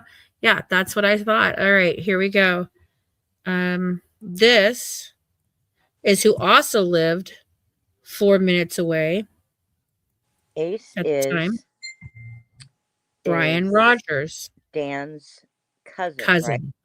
Yes, Dan's cousin. He's related to Dan, and they lived together a lot. Right. Places. Turn off. And he was raised by Dan's mom, which is important in that too. Mm-hmm. And they all have bad sides. They all have evil sides. And they named Dan claims that he ate his in the womb. What? True story, bro. Ask Chris. She'll tell you. I can't. So that gave him strong superpowers. That's why he's a vampire. He lived in Arkansas, and him and Dad had matching addresses at 3 different locations, and they lived together with his mother. Mm-hmm. All right, so if you guys can look and see here, let me get that light up here better so you guys can see it better. If you look and see here, let me make it bigger. Maybe you guys can see it better. All right, there we go. Now I can show you it better. Ate his twin. It is twin in the womb. It is evil. Okay. So you guys hold on. Let me just get it. Damn it. No. Gallery. Where did I put it? Because I just sent it. Oh my God. I'm sorry, guys. It's like I take pictures of things and I forget what I do with them. And then all of a sudden, for some reason, I fucking need them again. Where did it just... when you need them, you don't find them. I just had it. I just sent it to you guys. Oh, so Praxis is in... That's just... Okay, sorry. Praxis is in the womb? Yeah. I see. Praxis was eaten in the womb. Interesting. Okay. How the hell? He's got the mohawk. Yeah. Okay, here it is. All right. So if you look down here, in the left-hand corner, you guys have all seen that picture of the trooper, stormtrooper with Gypsy in the white dress. Mm-hmm. That's Brian Rogers. That's Dan's cousin, and he was the original one that she got caught with in 2009. So you want to tell me how Dan didn't meet her till 2011, and he thought that and he was just messaging her online randomly, and he just found her randomly. But she had been hanging out with David and known David for as long as David can remember, at least 5, 6, 7, maybe even many more years than that. But again, remember, she moved in when she was 12, and she only aged to 14. Drop the links, Chrissy, to your TikTok and your YouTube, so people in here can well, if you drop them in well, she can't do it because she's not a mod. Oh, okay. So she drops it over here though. If she drops it in Facebook though, I can put it down. I did a TikTok on it and on my post on here, I think. Awesome. Evil K put the whole city in a bubble. I mean, Chrissy has done a crap ton. Her and Trixie, they both have done a lot of work, and they are so appreciated right now. Right. And the funny thing is, we like these ladies. Chrissy has been trying to tell me all of this stuff for months. And every time we think we're getting to the people in Springfield and we're going to start focusing on the guys and all of that and everything, then Gypsy Rose just hits us with something else, and we go the whole freaking thing, you know. Ace celebrated winning a knife fight the day Gypsy got off parole. Ace is awesome. No, Ace is not. Sebastian's not Ace. Sebastian No. is the other guy. Brian is Ace. This Brian is is it. You need a freaking entire. What I'm I'm saying. telling you guys, a whiteboard and a Get a bulletin whiteboard, get a board will not notebook, get a even file help. cabinet, because It you're gonna need it. doesn't even help. That's the freaking. That's the crazy. The whiteboard. I had one. I had a pegboard too with the cork board or whatever. It doesn't help. It doesn't help. You know why? Because there's too much shit to put on it. No one could possibly do all of this. It's insanity. No, it's craziness. Irreverent Elizabeth, it doesn't necessarily have to be that all of them are involved with the vampire cult.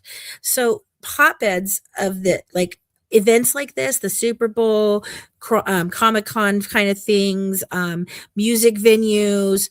Oh, Mac went away. Oh, there she is. Music venues, all of those different things, they all are hotbeds for trafficking of drugs and people. Yeah, big time. Okay, so necessarily she What'd she send us? she said she doesn't think that's him dressed up, but she sent one to us of him. Hold on. Oh no, that's different. Okay. Oh, how cute is the thing today? No, not the same Brian she dated in prison. No, that's Brian Golden, different guy. Yeah.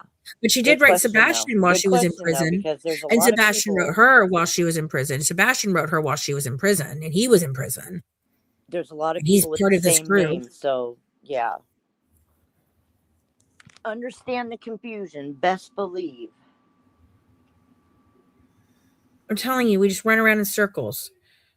But this is huge.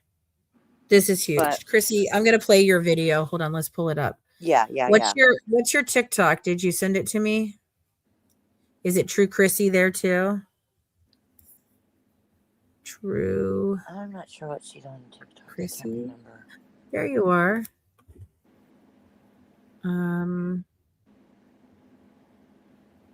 Ooh, we need to do the ASPD one too. We need to talk about that one. I'm telling the you, day Mama, Gypsy I'm telling you, got it's so parole. much. And Praxis liked it. Yeah, okay, that's the one that you told me about. I remember back in the day when it meant what it meant. Had your brother's back, took a blade, take a knife in the back for a buddy. We won that fight, and he posted that on the day the Gypsy got out of prison. Yep. Off of parole. Sorry, not out of prison, off of parole. The day she got off of parole.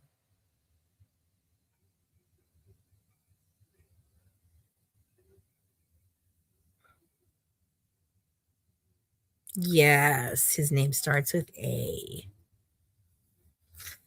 Oh my Lord of mercy. Oh my. Oh wow. It started snowing again.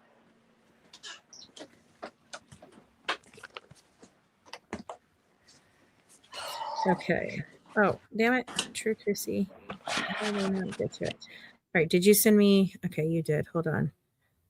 I hate when it does this. Sometimes it does this shit with the videos. When you guys send me TikTok videos, my phone doesn't like them. It doesn't like opening them. Watch on TikTok. Let's see here if it let me do it. Can you open and let me do it?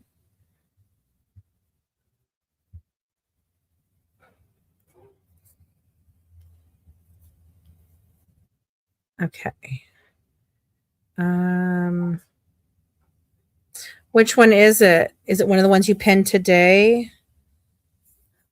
Oh, it's the Prax. Is this it? Is this the one?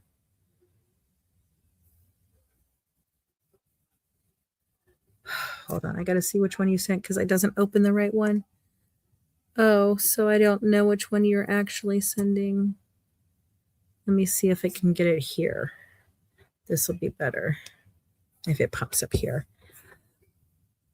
Oh, okay. I'm back. All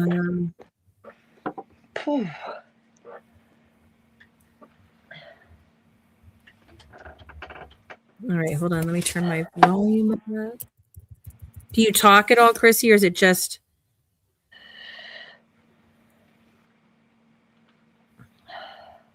Grr, anyone have food and stuff?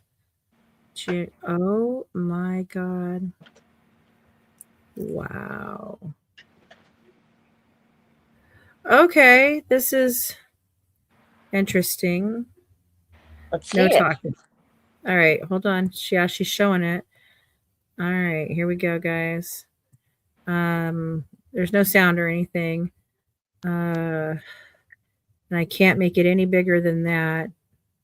So I'm going to pause to, I can, oh my God. So this is June. No, go back. Let me go back one. All right. So the first one is June 7th. Anyone we have food and stuff. Got 2 big dogs that I need babysat for a short while. Yeah, that's yeah. That's Brian talking about on the 7th. He needs his dogs watched. Isn't that funny? Because didn't they buy, dog food and stuff when they on that receipt? I was just gonna Gypsy's say, house? didn't they have yeah. All right. Then we've got June 10th. What a day. June 10th. What a day. That's Ace Bannister. Scum is with Mark Mumford and 19 others. Rest in peace to everyone who fucked me over. You're all dead to me. That's June 10th. Okay. Wow, okay. Okay. That's pretty freaking No. Damn it. Go over. dramatic. Can't see it now. Okay, so then June 20. No, go back. July 25th. Good friends don't judge you or ask you a lot of questions. They help you move the body and never speak of it again. There you go. Well, I mean, I say that shit, but yeah, I get what you said. There you go. D&D, July 19th. Just stab it. D Okay. and D. Just stab it. I don't know. I don't believe in this many coincidences. I'm sorry. Legally changing my name to Ace Bannister only cost me $50. So bye-bye, Brian K.R. I remember back in the day when it meant had your brother's back, took a knife in the back for a buddy. We won that fight. Good morning, Facebook. Why name yourself after a Bannister? Come on He's now. like, be Ace okay. Frehley from Kiss or something cool, dude. Why are you Ace Bannister? Yep, here we go. So here we go. Here's again. Ace, I have one when we all had that party and you took the blade for old Danny boy. We know each of since 6th or 7th grade. Love you, Ace. There you go. Jesus. Yep. If only people knew the full story. I know. No, that's what it says right here. Is that one day after, Chrissy? Is that one day after the murder? Huh. Or is that from this year? So they're testing us. They want us day to know the whole is story. A day. Okay, I got you. You're testing day us. Is a day. Wow. Just fucking wow. Okay, shut up. This is Gypsy Rose in her dollhouse. That's not what I care about. What do y'all see in this picture? Or rather, what do you not see? Back in 2011 or somewhere around that time, a professor from MSU and his class built this dollhouse. Pause it. Jeez. It would not let me pause it. All right. Holy fuck. Oh my God. It's almost the new year. And we just called him out. What? And Christy called him out. And I called him out. Where did you put something out about this address and shit today? That's what I thought you were telling me you did. No, she's posting about. Okay, so we're gonna do a video. But as soon as we get off there, that's gonna be our Happy New Year. Yeah, for sure. Yep. I'm not going to put the address out. I won't put it out there like that. But I mean, I put it up there, but I'm not going to put it in the video out there. I'll just the distance. Yeah, it's a 4 minute drive. I mean, all right, you want to wrap it up? I'm blown away. I know. I want to work on this though. I am completely blown away. Once she sent that to us, I was like, holy shit. There's something not right with the cabs and their stories and picking this person up and they're looking in windows and yeah, dude, something's not right. Something's not right. Cops stand outside while they let civilians go into the house, telling them you can go in, but we can't. Like they're Cracker Jack box fucking cops. Like, what is that about? All right. Yeah. I'm, you just blew my mind, Chrissy. 2026 is going to start with a fucking bang. Same. I swear to God, I thought Bang. she was in here. Totally weird. Totally weird. Okay. No problem. No problem, Yeah. yo mama. Yeah. I haven't been getting back to my emails. I'm sorry, but I do read what you write, and I promise you we talk about it. We just, oh, I know, baby. So did I. So did we. I mean, seriously, we did more investigating than cops ever tried to do in any of this. They really have. Chrissy has really been on this, man. She has, her and Trixie both. They've really done great research. Really, I think they've done amazing jobs. They did what I couldn't. They did what I didn't have time to do because I didn't have time to go through the whole Springfield people. Like I just don't. Like it's a whole other story all by itself. Like it could really be a completely other story. Right. And there are other stories attached to the Springfield people. Like it's a very, very, very, very, very bad place. Like seriously. Don't move there. That's why it's nice to have, we got somebody that's working on the Nick and Mike Stanfield stuff. We got people that are working on the Dan and the David and the Springfield stuff. And I really hope that Thrive in Life gets a hold of us because they said they're a bar owner there and they know about all the nefarious stuff in the warehouse. So I would like to know what they know. Sunshiny Thomas, that's a good question, but we kind of covered this last night when we talked about the fact that you don't have to be good criminals who keep your stories straight and track everything and know everything if you're all just in on it. Yeah, like if absolute corruption corrupts absolutely. Yeah. And this is absolute corruption. There's no other explanation for it. There is no other thought process on it. This is corruption. So how do you have corruption? You have to have the cops in on it. You got to have lawyers on it. You got to have, you've got to have everything you need. Quick question. If Chrissy's still in here too. David's middle initial is C. It is. What does that stand for though? Christian. Oh, that's right. Okay. Not Charles. Not Charlie. Not Charles. But he made sure he gave it to them that way. David C. So who does? I don't do that. Oh, so and so. No, I don't know. Yeah. No, unless they ask me, do you have a middle initial? Can you spell that? I'm not giving that.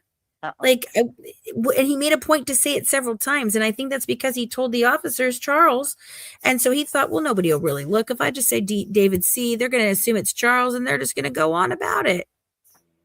Maybe that's his evil side too. Exactly. Yep. Maybe Charles is his evil side. Maybe Charles is the bad side. There you go. I thought it was Duncan, but maybe I'm wrong. Maybe, I mean, they do have multiple people inside of them, all of these people. Who's Bree's bad side? Does she have a bad side? Can we find out?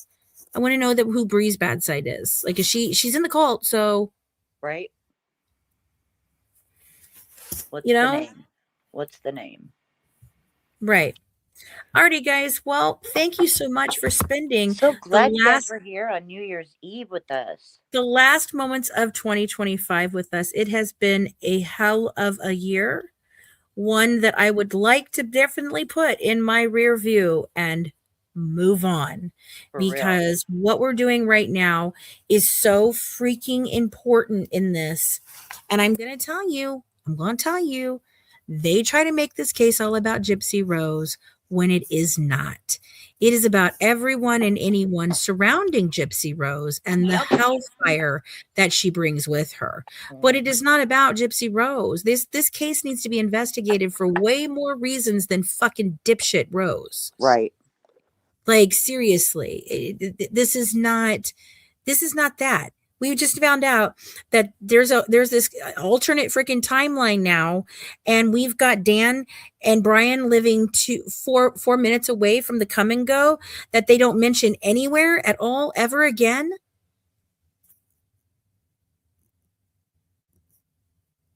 Like, what the fuck? What the ever loving fuck? Mac, you're muted. Sorry. Sorry. What'd you say? I said, I mean, now we find out that Dan and his associate lives 4 minutes away from the come and go call on the 13th that now is just magically disappeared in any trial setting whatsoever. Yeah. Are you kidding me? 4 minutes away. You've got to. Yeah. What the fuck? Right.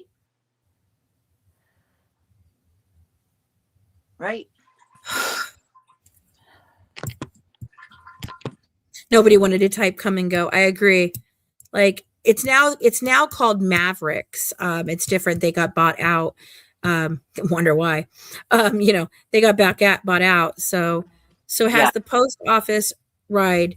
The post office ride is not in here anywhere either that I'm looking for. We need to find the post office ride. I did post office ride. I'm gonna write it down again because post office video. I think Janelle said she saw it somewhere, so hopefully she can find it. Yeah. If anybody else has seen it or whatever, you can send it to us at tipsforgoodwives@gmail.com. It'll help. So thanks for joining in and joining the Good Wives tonight for the last of 2025. Don't forget that you can join our Patreon membership club. You can find us on all social media platforms, and you can also find us at thegoodwivesnetwork.com. You can buy any of our 4 books there or on Amazon. I do believe the newest one is on Barnes & Noble, but you're going to pay a hefty price for the Barnes & Noble. So if you want to get it the cheapest, if with no signature, just get it through Amazon. But with a signature, the cheapest place for you to get it is going to be through our website. And it's almost the same price as what Amazon gives you for no signature or anything. So the difference is the shipping. If you guys have Prime, obviously it's better over there. And then you could just bring it out and see us on our tour, because I think Nick and I are definitely going to go on tour next year. This year was a little crazy, but I'm telling you, I'm really excited about this. I was thinking about it today. So me too, girl. Anyway, me too. Happy New Year's and Happy have a good New Year. From the Good Wives, serving up true crime, one dish at a time. Bye, guys. Bye, guys. Have a happy New Year. Mwah. Love y'all. By the way, the post office, the knife Gypsy mails Nick at Dan had a P.O. box at it. Oh.